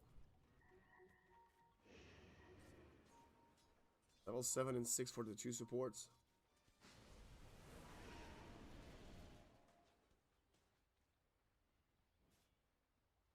Still slight advantage of zipping in. Picks up the Arcane Rune. Radiant's middle tower is under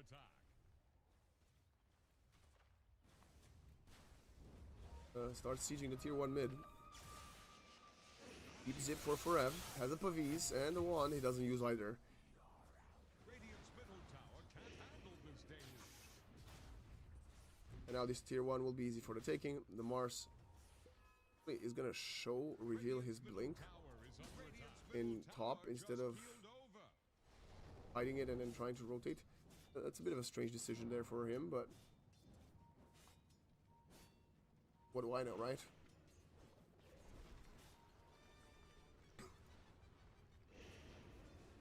Oh, triple stack. Stolen. It's actually a big victory for Every.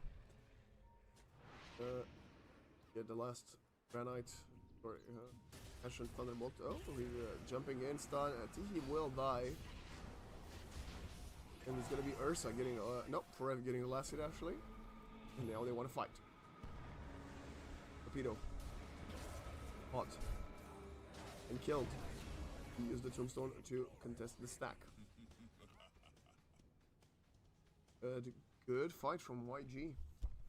Realizing we can sacrifice the stack and then punish a bit later, and the catch onto Rapido is massive.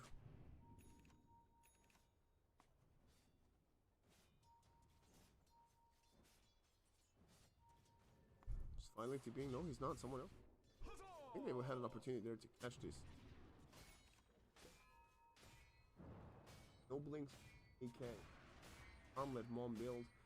No storm there. It's quite hard to follow up. And being fine. He's got the Aya.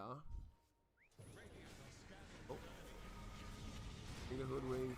No chance for him to stay alive despite the life drain trying to get him filled up. Young PH runs away. Vito gets caught by the disruption.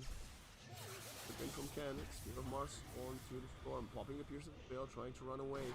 Here's a nice dead shot, and the TP is gonna be there perfectly played from the Muerta. Young PH finished the travel boots after Maya himself.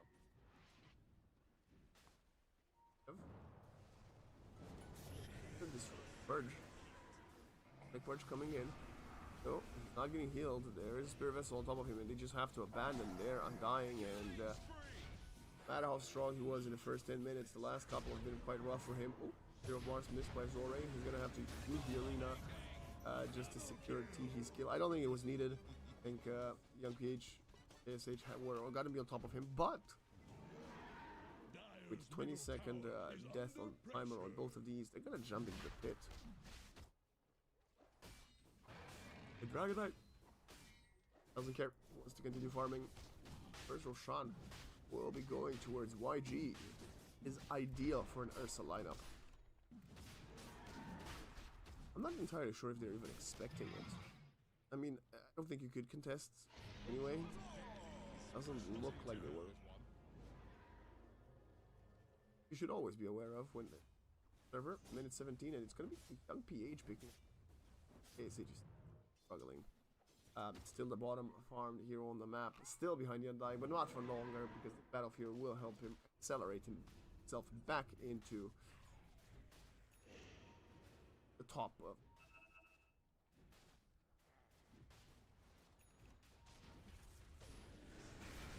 Ogna, he gets caught again.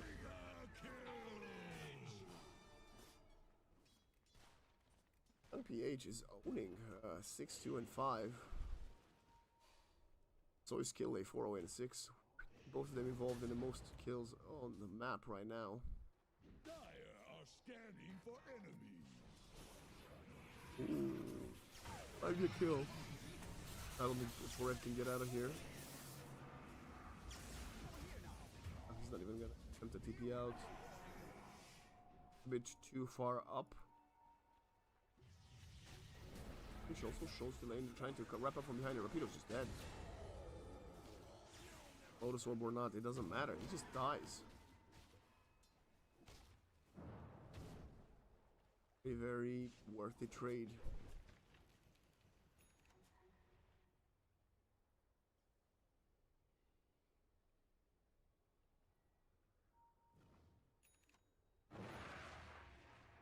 Radiant's middle tower can't handle this deluge.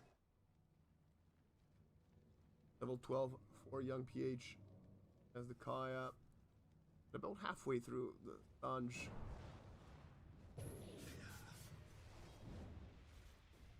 Remnant back to top. Didn't manage to kill the creep wave. Full Yasha and Kaya for the storm. But of course, the difference between him and the Ember is that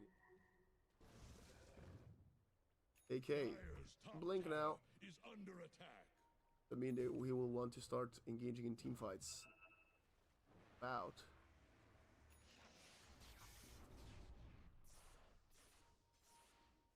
And it is very high level, but not as much as his Dragon Knight. Oh, zip in towards Zorain. Has the arena, but no spear. He just used it to fortify the creeps and the tower top that was under siege.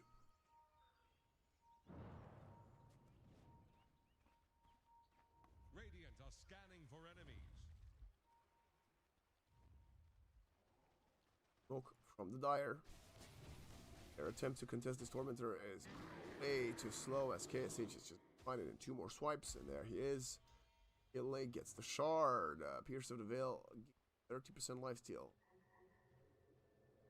Not the best one you want to take. I think you probably value the Demonic Cleanse way more, but it is what it is. Forev will be the casualty found on the retreat. That's quite sad for Forev. Didn't get the shard and he also fell. But, ooh, Fireside Ivory is actually aiming for something more important than the Tormentor, and that is stealing another Shrine of Wisdom. He's desperately pinging his cores to show up to the party, but I don't think they will. I think Drix got it. They will sack the Shrine of Wisdom. The Deadshot comes in a bit too late.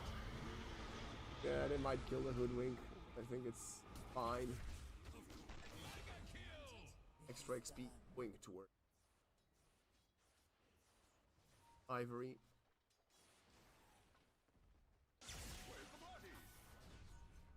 There's the one lead that we have.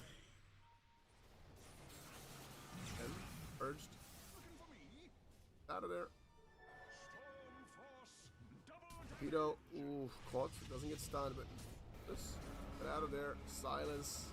And he's just falling. Such a great start that he's being punished perpetually. Meanwhile, Skilly gets the greedy mana drought. The name of the game is to just putting all the eggs in the AK basket, who's got 2.7k not invested yet. Dire's top tower is about to take the plunge. Dire's top tower is under attack. Oh, Yule Scepter for the Hoodwink. And about to finish a Mantis Star, I believe. Dire's top tower is about to take the plunge. Yeah, he's got it. ASH has the blink. Going into BKB next. Dire's top Surpass the Undying and the Mars. 14 net worth right now. With this tower and a few more light hits, he might finally break into the top 3 for the first time in this game. Dire's top tower is about to take the plunge. There he is. Oh, AK jumps in. They're gonna kill him. That's a long duration stun from the Dragon Tail maxed out. And now they're also gonna follow up for Rev. We didn't have enough time to use the disruption onto the Ursa. 2 kills going in favor of Ivory. Now they're going even deeper, and that's gonna be a Muerta. Has a Pierce of the Veil, but doesn't even go for it. Wasn't gonna be any difference. 3 kills for Ivory, including a double for Drick. Ember, too far to think about it. Course, Arena on cooldown wasn't with the boys. And the Ursa gets kicked out of the top 3 again.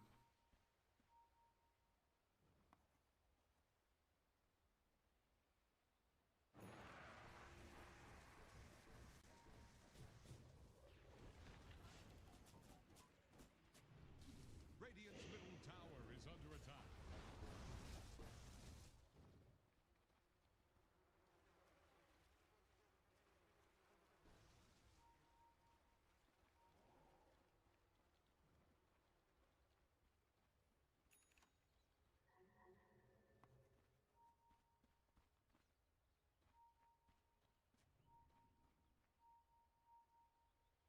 Radiant's top tower is on the rocks. Are scanning for enemies.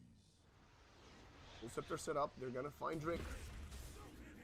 There's Shard on the Undying to try and save him. I don't even think it would be worth it if he had it. It's young PH being on a wicked 6-3. Each 2 and 6. He's having a considerable slow game for Agna. Agna usually one of the supports that gets, but he's far the lowest net worth, way behind even Shadow Demon. Again, Shadow Demon could quite farm all 4 supports that could get gold, but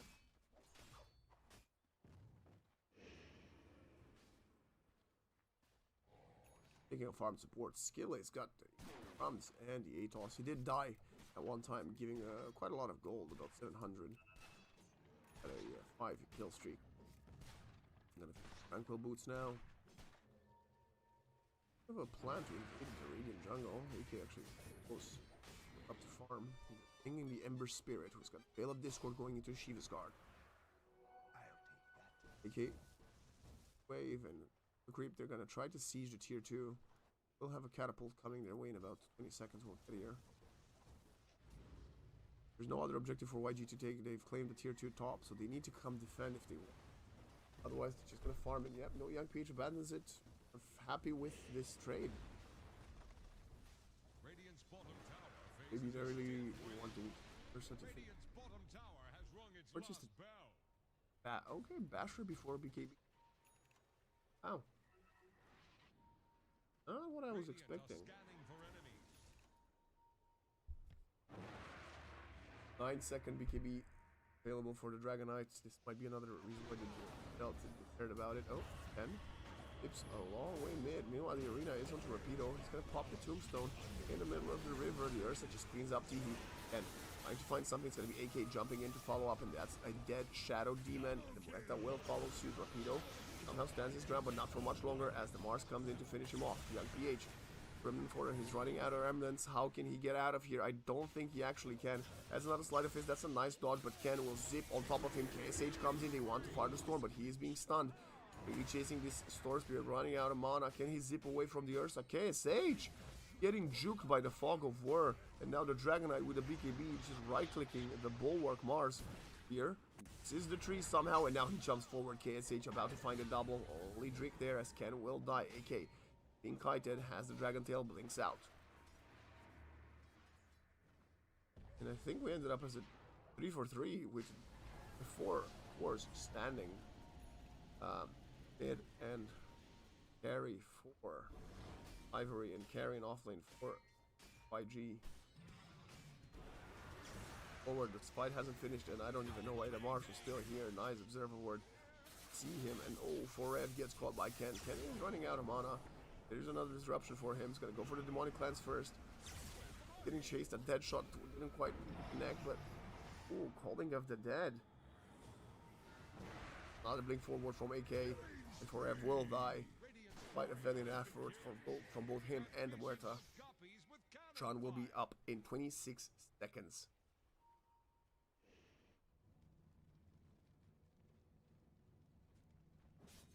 Elsewhere on the map, PNP8 farming and pushing. Did die though, that last team fight. Even had a wicked sickness. Hot. All that and managed to take home. Radiant's middle tower is under Rick potentially trying to put in a word to protect Roshan. The Pugna word will spot the respawn. Rapido has the Crimson Guard, but he's getting chased. Ursa and Muerta are coming for him. Jump forward. Bash. Ados. Dead shot. Easy kill. Payback for the laning phase is what KSH says. And finds a regen and zip forward. Young PH. I have a Remnant Elwes where the closest is to him. Regen will still work, but it's slow and they're zipping and walking around each other. Spirit Brothers playing a nice game of tag. Spirit Vortex available. Nations will get interrupted. Now turns around. Go further as the mana region isn't fast enough for the storm. PH will not be able to join the team in Roshampi. That's why AK jumping in. Arena, BKB, Bash. AK versus Ursa. KSH is not looking too hot now. The Dragon Knight starts getting a little bit healed, but not sufficient now. Starting to focus onto Roshan. Muerta goes in. Zorin will push the Dragon Knight out of the pit.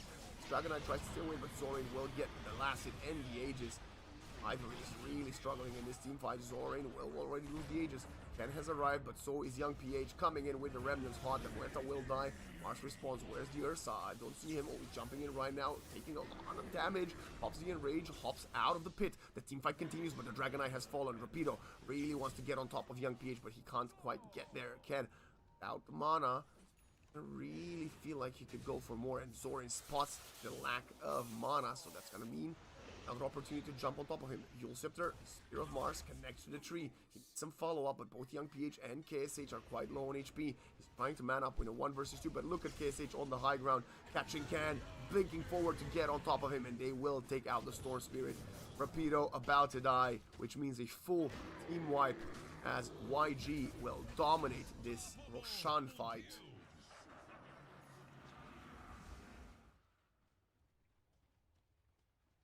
taking the Aegis, and the Roshan is also what allowed for Zore to do so much work.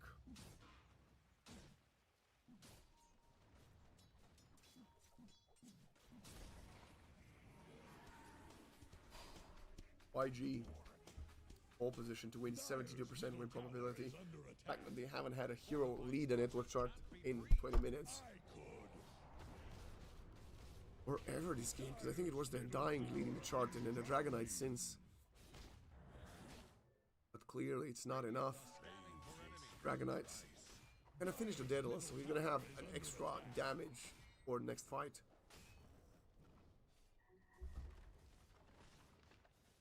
Dire's middle tower is under Dire's middle tower has fallen.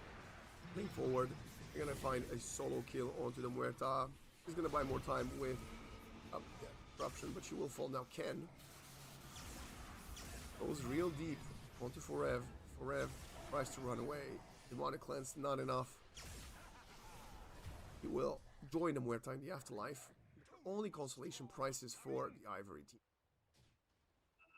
who are also gonna lose the second Tormentor. Ursa going for it. Sorry. That was a 9-second BKB, by the way. Okay. It's a bit of a mistake there. And the shard will be claimed by Young PH. It was him or KSH. I think he would have preferred Ursa to get it, but he's not in their favor. And speaking of leading network chart, Young PH is doing it right now. Getting that 14 card. Also 2,000 gold away from a full Aghanim Scepter. Let's see, what is he gonna get? Serrated Shiv. Oh, he went for Whisper, Vampiric Whisper of the Dread. Sting. And Dragon is there, but look at the arena. Spear AK gets jebaited and killed. Dire's bottom tower won't last long. YG has played some very, very solid Dota. At least in this first map, and with this Daedalus, there is no buyback.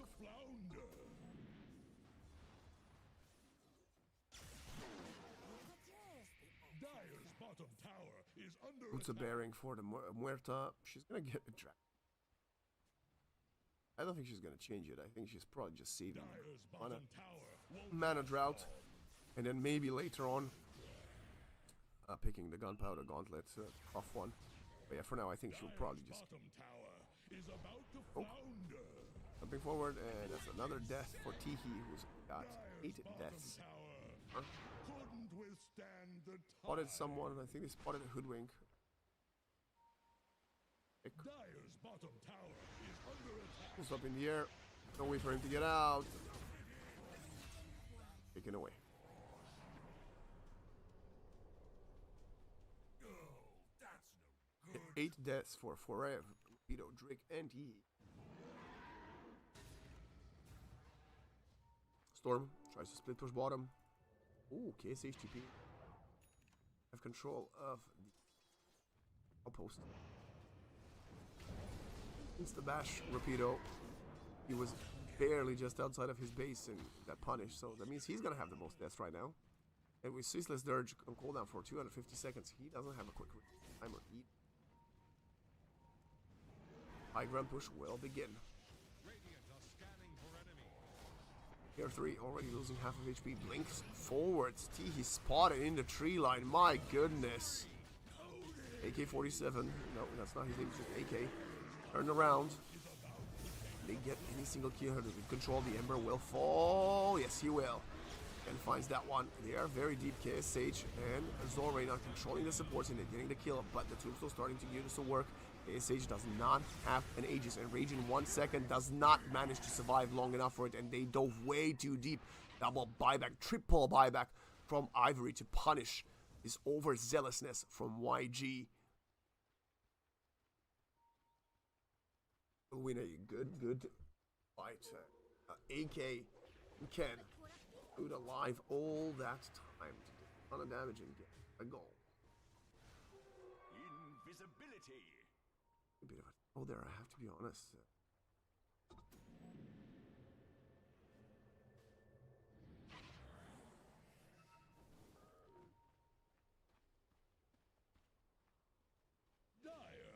Scanning for enemies. Your 2 mid will be under siege. They don't have creep stop to take that one as well, so go for the high ground with 30 seconds though. Back end at 45. Well, okay. So Ivory will use their own fortify to try to protect a little bit of their creeps. They will still have the catapults in there. Thinking onto the high ground, they want to get something in it. 15 seconds for Ev. That's a disruption, that means he will be an easy target to pick up by 10. For 50, no buyback for Forever. That's a bit of a mistake there. And Tombstone, but so far forward. Not sure you can do it. Oh my god, Drake takes so much damage from the Ember Spirit.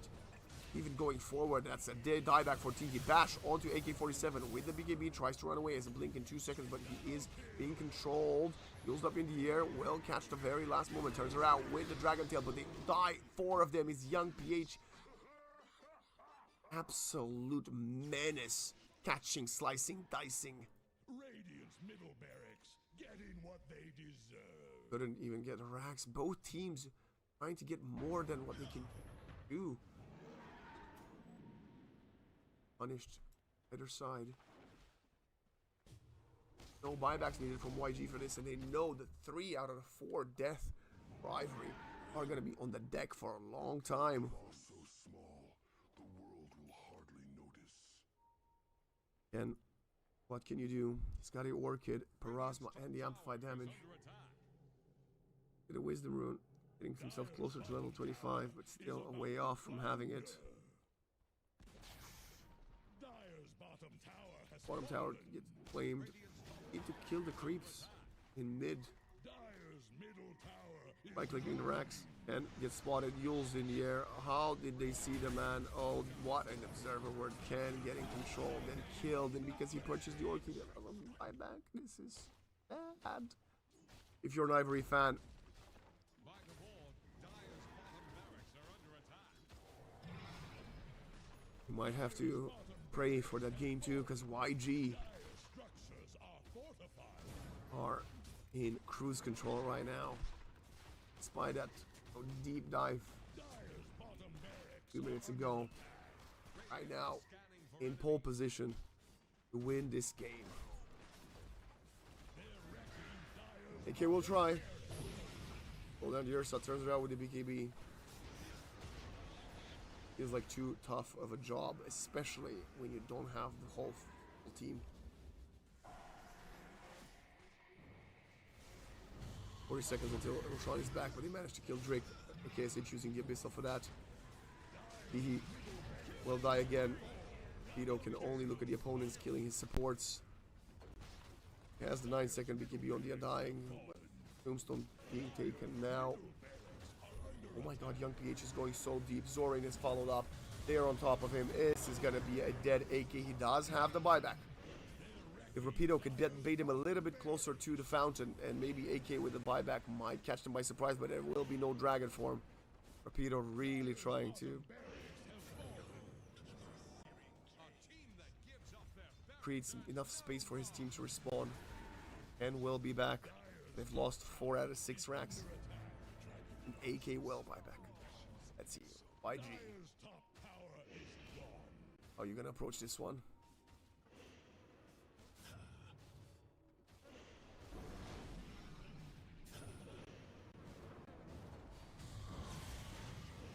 PH going in and out, Ken doing the same thing at the same time. And with all 5 respawning, YG will retreat. But they've taken more than what they needed.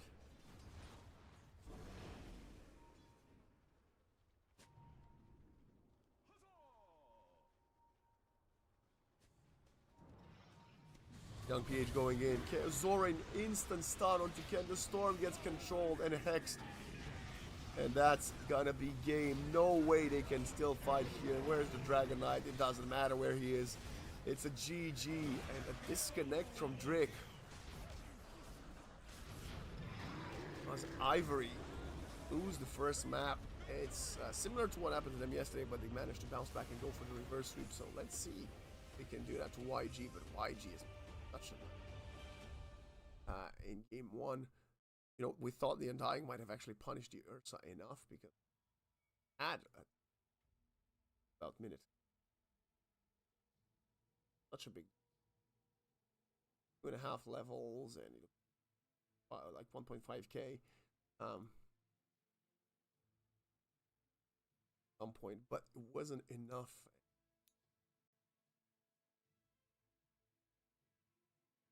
Stick to the plan. Plan is perfectly executed.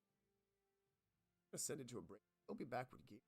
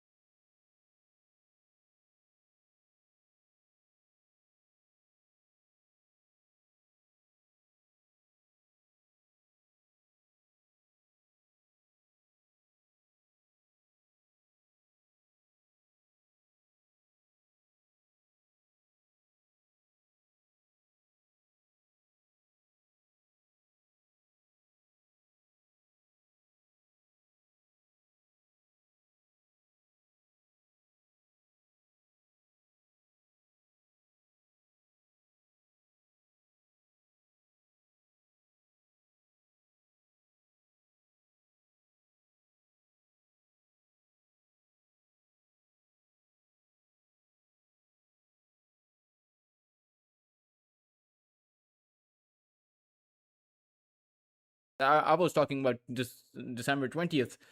Carstensz played like yesterday as well, actually, against Roar Gaming, and they ended up losing. Meanwhile, Veroja did play yesterday against Copites, and they ended up winning. I think for a lot of these teams, there might just be, we might actually have quite a few tiebreakers coming out here. Unfortunately for Carstensz, you know, they have 5 series losses already. So despite of this being their last series that they are going to play, I'm not sure if they actually can qualify at this point. Everyone else in the tournament has at least 2 or more series wins. In fact, Mervox, I think they have 2 series wins and 3 series losses. So we will see what the standings are going to be, but I'm not sure if Carstensz can actually qualify anymore. Might as well play a good series of Dota though to improve, and then you know you can come back for next season and continue to compete.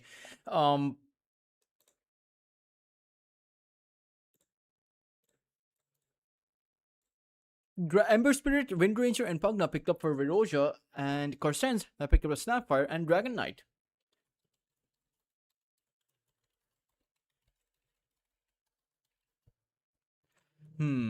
Carstensz have a pretty solid lineup. I don't think there have been many changes to the Dragon Knight. He's mostly a hero that it doesn't matter how much you patch the Dragon Knight, right? It just seems like he's always going to be pretty strong. Meanwhile, Wind Ranger is one of those S tier picks, at least in my opinion, on the mid lane role, on the carry role. I think Wind Ranger can actually work out in a pretty solid way on the off lane too, but you need a more stable, safe lane hero with the Wind Ranger. 10 Carstensz, seconds remaining. meanwhile, they have that 4th 5 pick. seconds remaining. Ideally, they need something with more disable against the Ember. It could be of good benefit or massive benefit to them just to have that silence. You can't go for a support anymore like the Lion or something like that, but you may want to go for a core that has that disable. um Not really too many cores come to mind just to be able to disable the Ember. We saw a Slark, and surprisingly, we saw a Slark successful. Roar Gaming did have that one. There we go, an offlane hero that has that disable, although, you know, he comes in with a very high cooldown ultimate. So the Ravage certainly going to be a factor. How much it's going to be a factor depends on the follow-up. You have the Mortimers, you have the Rubik spells and the Dragon Knight to come in for the physical damage. But Veroja pick up the Ursa Warrior, one of the heroes that is pretty good against a Tidehunter in the lane. So Carstensz don't exactly have a very easy lane. Meanwhile, Veroja, 5 seconds remaining.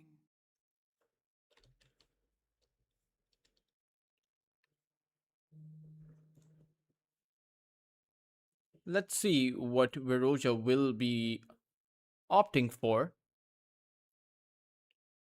As far as their own offlane goes, Carstensz, and what I'm interested to know is whether or not this Dragon Knight will be the carry or if he's going to be on the mid lane. You see the Ember Spirit on the other side, you can play a Dragon Knight for that stable mid lane, or you can attempt to win the mid lane by picking up a Puck or a Storm.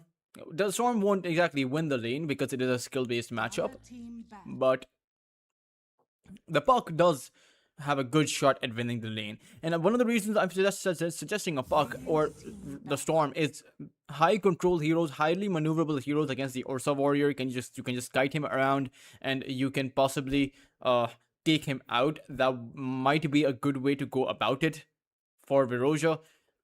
They do end up banning the Slark, so they're not fully expecting a Dragon Knight to be on the carry position.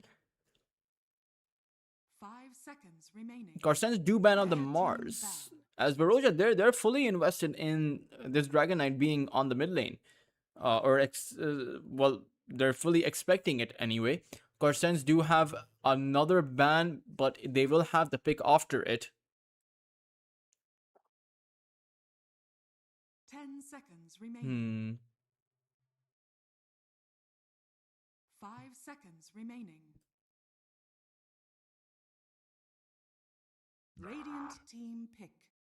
Dire team Centaur Warrunner being banned out. Veroja, pick up the Doom.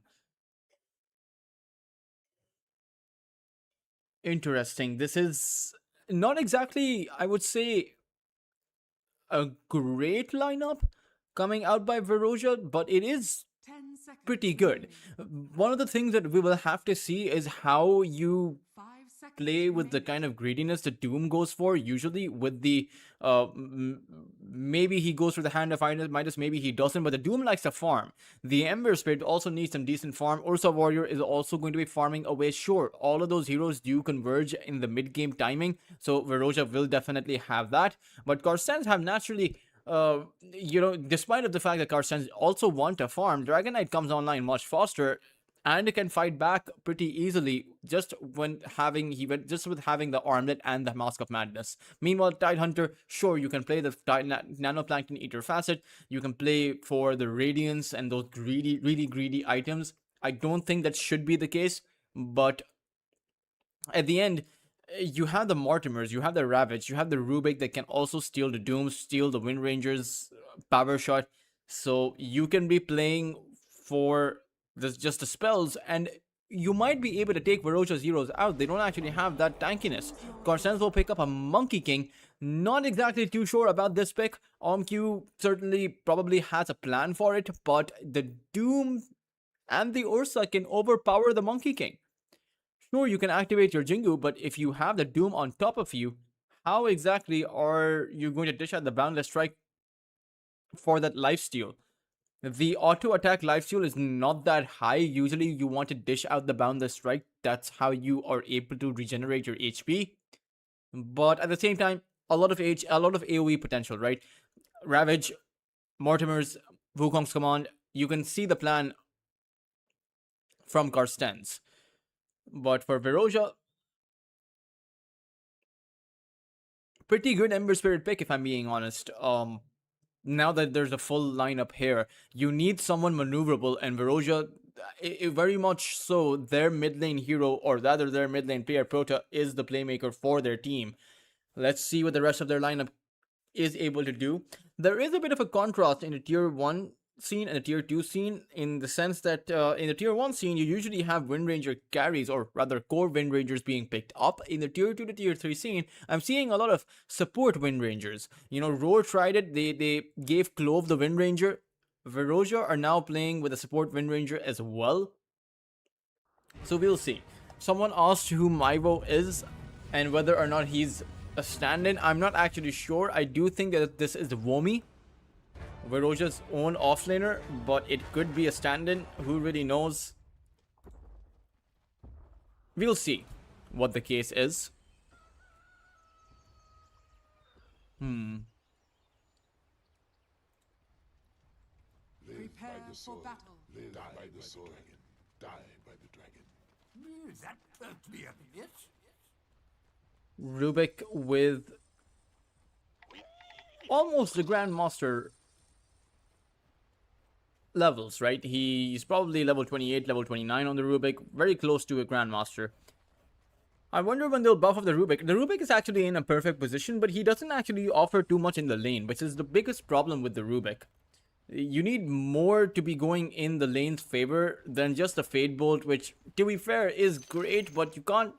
It's not enough, I would say. A very stable, a very basic offlane. Who wants cookies? As You sass the me. tips will come out. 30 seconds. Good luck have wants to be thrown out by Carstensz though. I'm not sure what Crash Car means.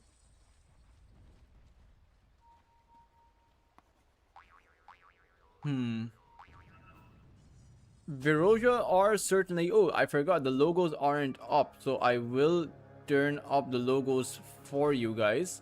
It is going to be Carstensz on the dire side, but I will just adjust it for whoever just, you know, starts to tune in. And Veroja on the left. There we go. You should be able to see it on your screens now. There we go. Mid lane Dragon Knight versus Ember Spirit, a very stable, a very basic lane, I suppose.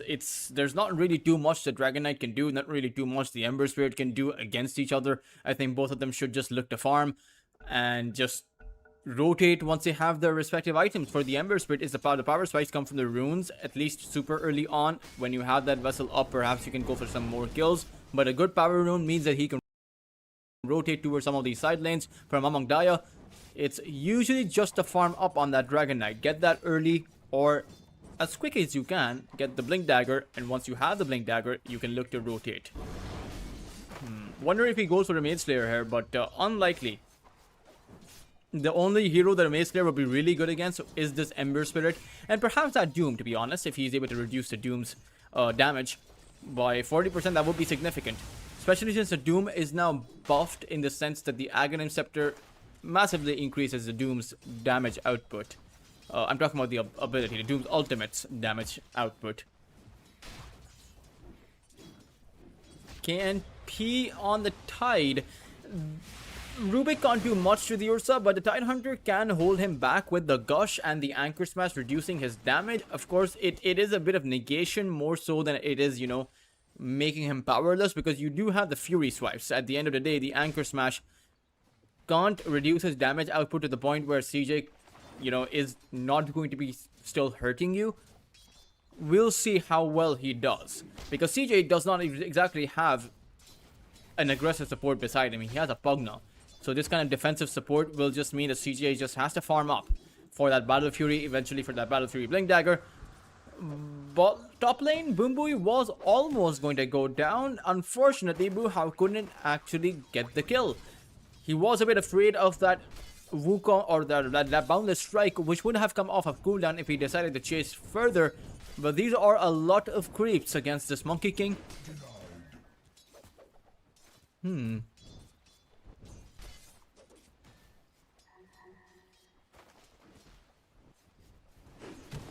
He is just farming up. Mid lane. Again, both of these two mid laners going toe to toe, really. 13 lost hits for both the Ember and the Dragon Knight. OMQ does have 10 CS. Meanwhile, the Ursa Warrior has 12. So it seems like all the cores here are pretty much even. Even the offlane heroes here. Maivo has 8 CS on the Doom. The Tidehunter KNP has about 7. So no one actually coming out ahead with a massive advantage. And no one really grabbing first blood. So it does seem like both teams are playing this very careful. Radiant's top tower is under attack. Oh, OMQ, he ends up grabbing up first blood as CJ gets a kill on KNP. My vote does find Boombui though, so overall, it might just actually favor Veroja because they got the 2 kills. OMQ will not dive inside of that tier 1 tower, but because of the 2 kills, and you have to always consider CJ is the one who grabbed the kill and the Doom on the offlane position. So sure, first blood goal going the way of Farm Qs will definitely benefit him, but it's a nice recovery by Veroja to grab a kill from their own carry and from their own offlane.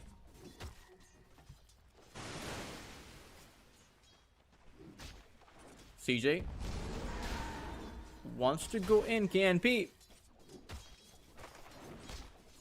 will be going back.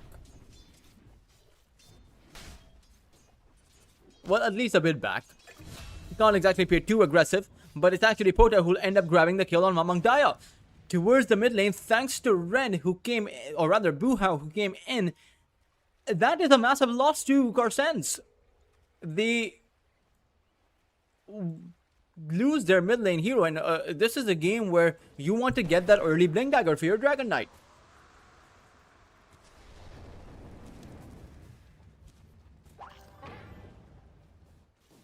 Sure, the Ember Spirit will still need to farm up for the urn, for the vessel later on, and so there's still a bit of leeway that Mamang Daya will have. But it is a level advantage that the Ember Spirit currently possesses. So he'll actually hit his remnants earlier than Mamang Daya will hit his dragon form. Only thing is, both of these two heroes do very different things with their ultimates. The first dragon form of the game will probably be used by Mamang Daya to dish out pressure towards a tier 1 tower, while Pota might just go look for rotations or continue farming up once his remnant is up. Oh, Pota missed his Searing Chains there. Has no more mana or HP.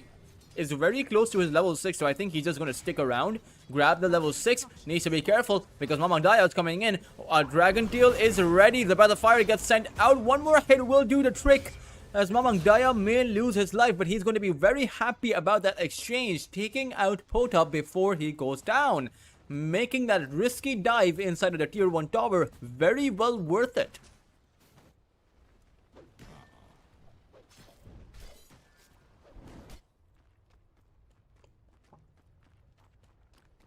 Both offlane heroes actually going back together towards the fountain. Very interesting.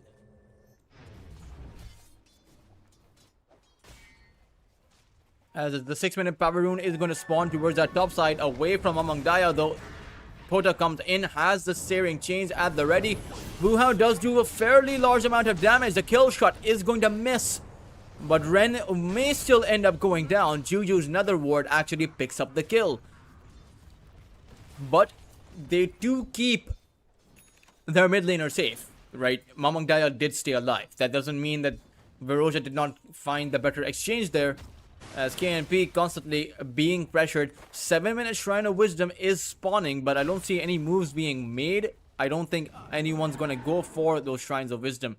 Maybe CJ will though. Is wrapping around, but no, decides against it. The Dire Scan also comes out, so if CJ went for that shrine, they would have been able to spot it out.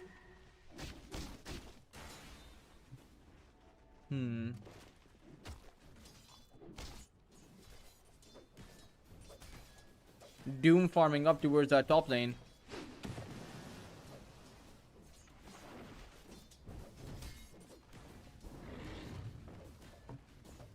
Dire's middle tower. Vomi will have the phase boost, so he's not really going for the Midas as they take CJ out towards that bot side. Good kills being found by Carstensz overall. It's not exactly a situation where they're behind anymore. I think they are pretty much ahead, as a first dragon form of the game doesn't get used to pressure the tower. In fact, Mamang Daya's own tower is going to get pressured. Juju with the level 3 Nether Blast will be able to take the first tower of the game. Surprising maneuver, and I think that's going to hurt Carstensz quite a bit, because you always want to get the tower down with your Dragon Knight, especially on a mid lane Dragon Knight. He's not playing a carry, he's not playing someone that should just be farming away. I am missing too many kills, I apologize for that, but not going to miss this counter initiation. Unfortunately, they can't close the gap on CJ, won't be able to stun him down. But it is Juju's teleport that will spot out the fact that there are 3 heroes here. That might just mean they make a play on Bumbui towards the mid lane. Shackled down coming in from Buhao, and one more slide of fist from Pota will do the trick. They will pick up the kill, and will just go back. 2,000 of a net worth advantage up for Veroja. This might get out of control. Net worth wise, it is very much the Ember Spirit who is at the very top. It's expected because he has 2 kills and 2 assists and has only died once. Meanwhile, CJ is also doing pretty well on the Ursa Warrior. Not as well as the Monkey King carry, not as well as the OMQ is for Carstensz, but well enough. And because CJ will go for the Battle Fury, he should be able to recover in terms of his farm. As OMQ goes for a Diffusal Blade, so he will stagnate on his farming capacity. But they're looking for Vomi. Wukong's command is there. OMQ doesn't want to dish it out.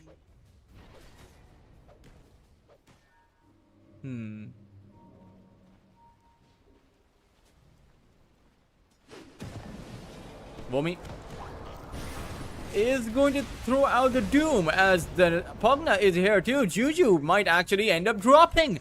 This was a very surprising turnaround. This was Carstenz's move to make, and now they're actually going to lose 2 of their heroes for this.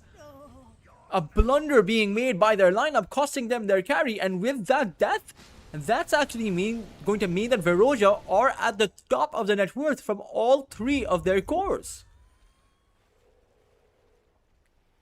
Did not expect OMQ to just die like that. I mean, you should know, you should have a game plan, a strategy when you go in on the Doom always. Ren did not have his own level 6, so he couldn't steal the Doom away. He couldn't steal the Nether Blast or the Life Drain or anything just to help out the Monkey King. Sure, the Life Drain wouldn't have done anything, but it does seem like Veroja, they're just feeling super safe to pressure anywhere they want. Even once again towards that top side, Ren. This time around, the Wukong command is going to be there. OMQ does not have the Diffusal Blade, has used his Boundless Strike, and Vomi will just make his way out of here. KMP does have the Ravage and the Phase Boots, but it's actually towards that bot lane where he's needed. Boomboy will not have his Tidehunter beside him. Is going to end up falling. Is going to ping out the empty space. He thinks there's a ward there, but there's really no ward. There's just that. It's just Veroja playing aggressive, and will be able to find another tower.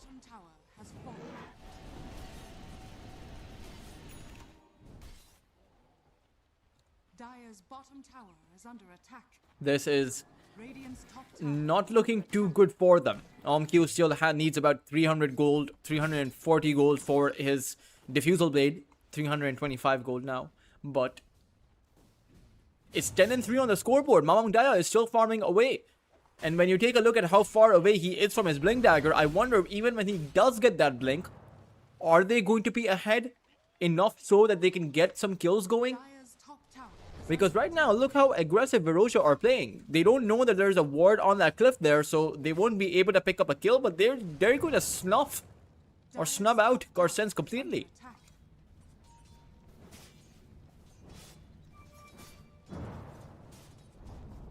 Dire's top tower has fallen. 12-minute power rune is spawning. It's going to be on that top side.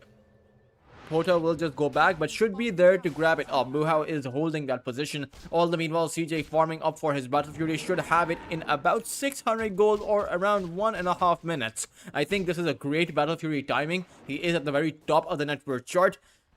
And his team can look to build up space. KMP doesn't have a Blink Dagger, is actually going for that Aghanim Scepter for the ground targeted wave gush.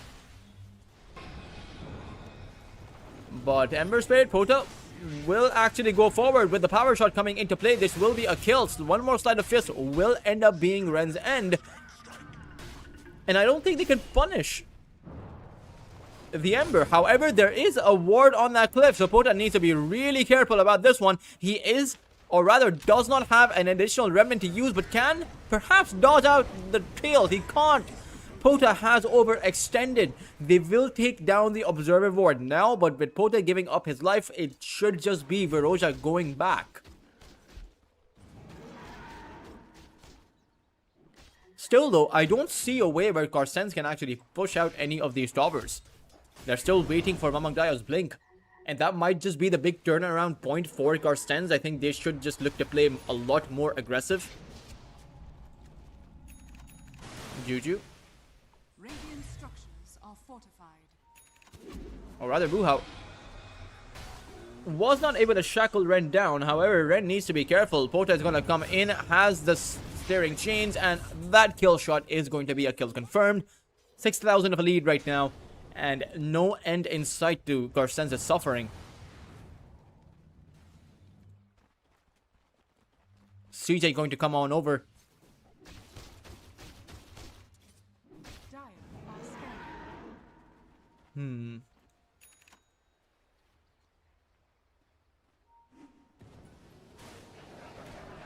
Q dishes out the Wukong's command once more. But Womi will just simply walk out, but he cannot walk out of Mamang Dial's Blink Dagger. Decrepify is going to come out by Juju as well as a Life Drain. It keeps Womi alive going, as Juju hasn't died either. Mamang Dial will have another Blink, but they won't need to use it. It will be the Diffusal Blade coming in from Q. However, the response does come in. Pota, alongside the rest of his team, to punish Mamang Dial for his over-excursion. He will end up going down, as Q needs to keep himself alive too. Trying to hide inside of those trees. His team can't hide though. KNP may have the Ravage, but there's no follow-up for it.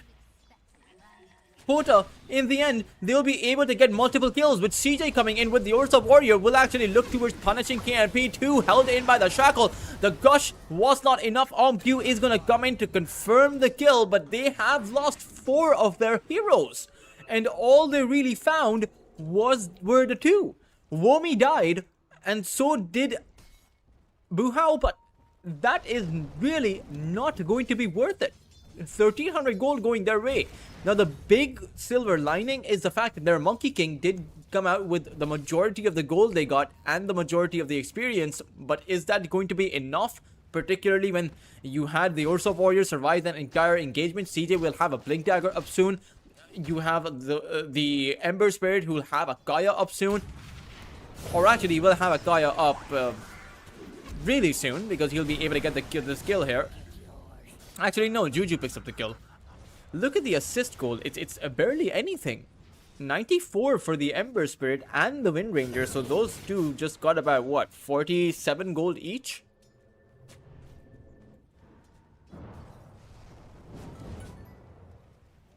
Mamang Dial disengaging.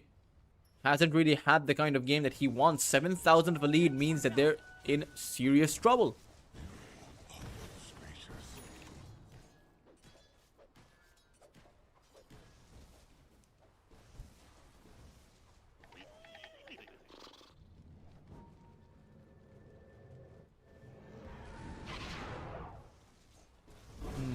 Womi, ooh, Dire's middle tower will is under just attack.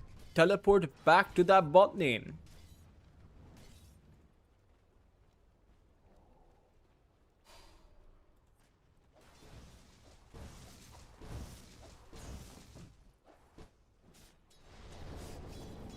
Excellent idea. Radiant's bottom tower is under attack.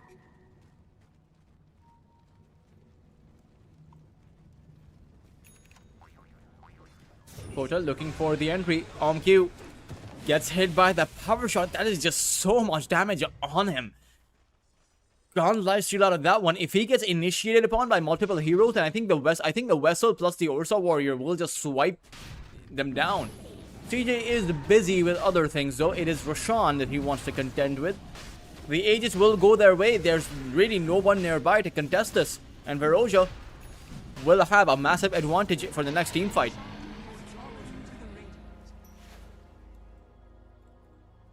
Womi farming up for his Sanj and Yasha, not really going for any kind of auras against so much of that magical damage coming in from the other side. But when we look at these engagements, it really does seem that Veroja are able to deal out more magical damage, despite not really having abilities apart from, say, the power shot and the Ember Spirit's magic damage.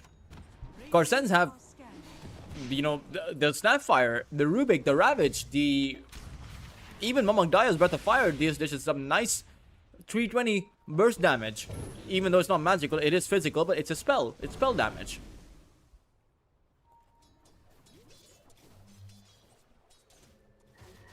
Mamang Dial teleporting in.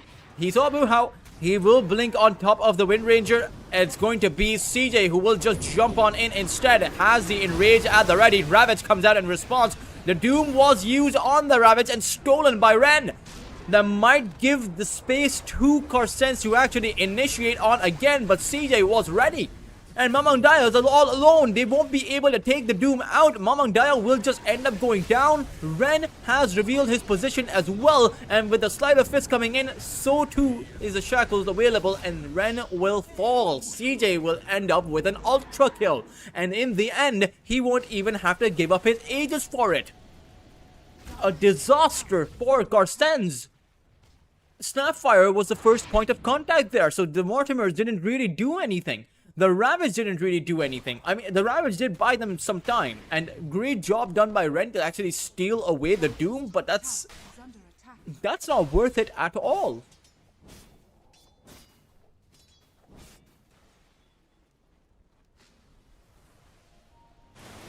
Radiant structures are fortified. Q. Held in by the Shackles once more. As Pota... He has a Searing Signet, so these Searing Chains do quite a bit. It's Womi who is going to get hit by the stuns, and there's not a whole lot of mana left for Pota, but they will be able to capture Ren.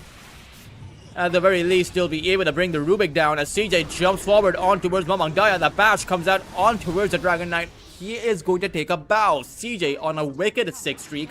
12,000 of an advantage, 20 minutes in, and the tier 2 towers, they're now theirs for the taking. Veroja's towers are so incredibly healthy on all 3 lanes. In fact, the mid lane tower hasn't taken a single point of damage.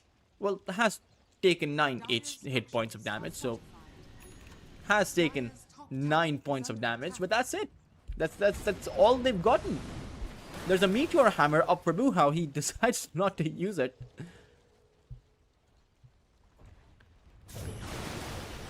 Solar Crest on KNP. He does not have the Ravage, making him an easy target. Actually, Womi is going to go in with that stun, with that Lurker stun. Tendrils of the Deep, I think.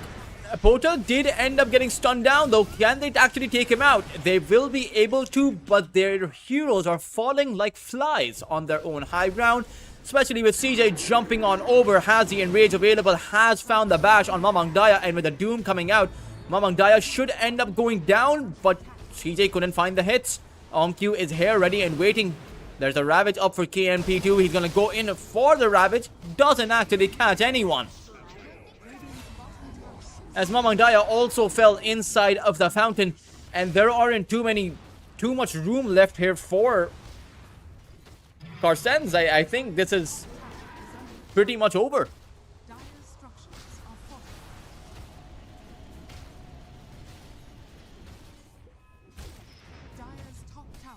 CJ is just too farmed up, has 1 minute on that Aegis. Meteor Hammer this time is going to come down on these barracks. And I don't think that Carstensz defend. Backdoor protection to momentarily kick in, but it is going to expire. Dire's top barracks has fallen.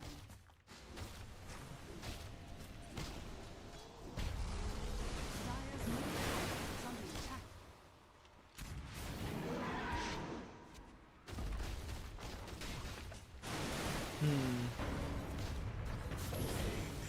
Dire's top barracks has fallen. Radiant's bottom tower is under attack. Dire's middle tower is under attack. Another one of those towers that is going to fall, and really there are no more rooms for error. I don't even think they have many rooms left. They have a shed, but the shed doesn't have a roof. You know, that's really the state of the game for them. There's no safety net they have. There's little to no damage output coming out from their side. Mamang Daya is going for that Orchid, but that's just an Orchid. Really, it's going to come into a time where CJ is going to have an entire BKB built up if he wants to. He may as well go for the Abyssal right now because there's nothing stopping them. Gale Force now to come online for Buhao, as Womi has a BKB of his own and the Ember Spirit has a haste rune at the ready. So the Orchid that might be incoming from them may not do much. They were hunting for CJ. He is gone though. They'll know where CJ is. He took out their creep wave towards the bot lane.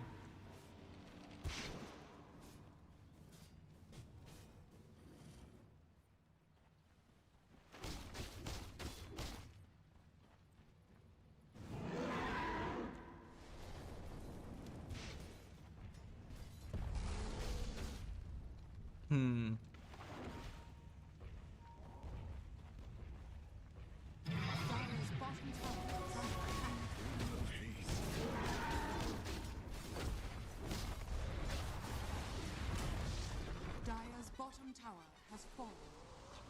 Dire's bottom tower is under attack. KNP is going to go forward. Pepota, he is going to get hit by the Snapfire Cookie. Another Ravage comes out, but it has not done anything.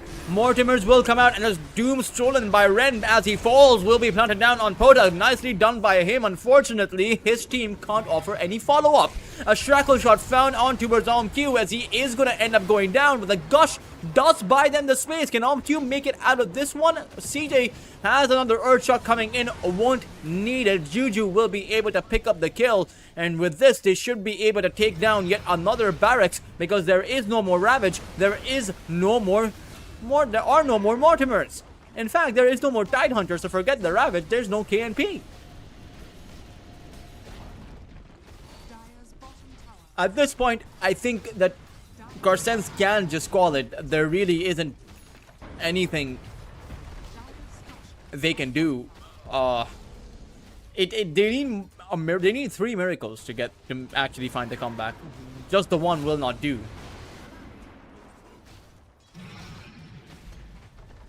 Dire's bottom barracks has fallen. GG will be called. Ramangdaya will also recognize the state of the game. And they know, despite not knowing exactly how far behind they are, they have some idea. They have 2 barracks worth of an idea. And they will instead choose to refresh and come out for game number 2 with an entirely new strategy. Hopefully, I don't actually know what strategy they're going to go for, but it should be a much different one. I think this entire game would have been different if you had a more mid-game oriented carry like Veroja had the Ursa. You can't go for a Monkey King. Monkey King just farms up too slow. You go for a Diffusal, but you're so far behind compared to heroes that build up a Battle Fury. No flash farming capacity whatsoever. And it's just a very slow game versus a team that really likes to play fast. Let's see what the strategy will be for game number 2 as we head into a short break. But we will resume with Lunar Snake Trophy right after a few minutes.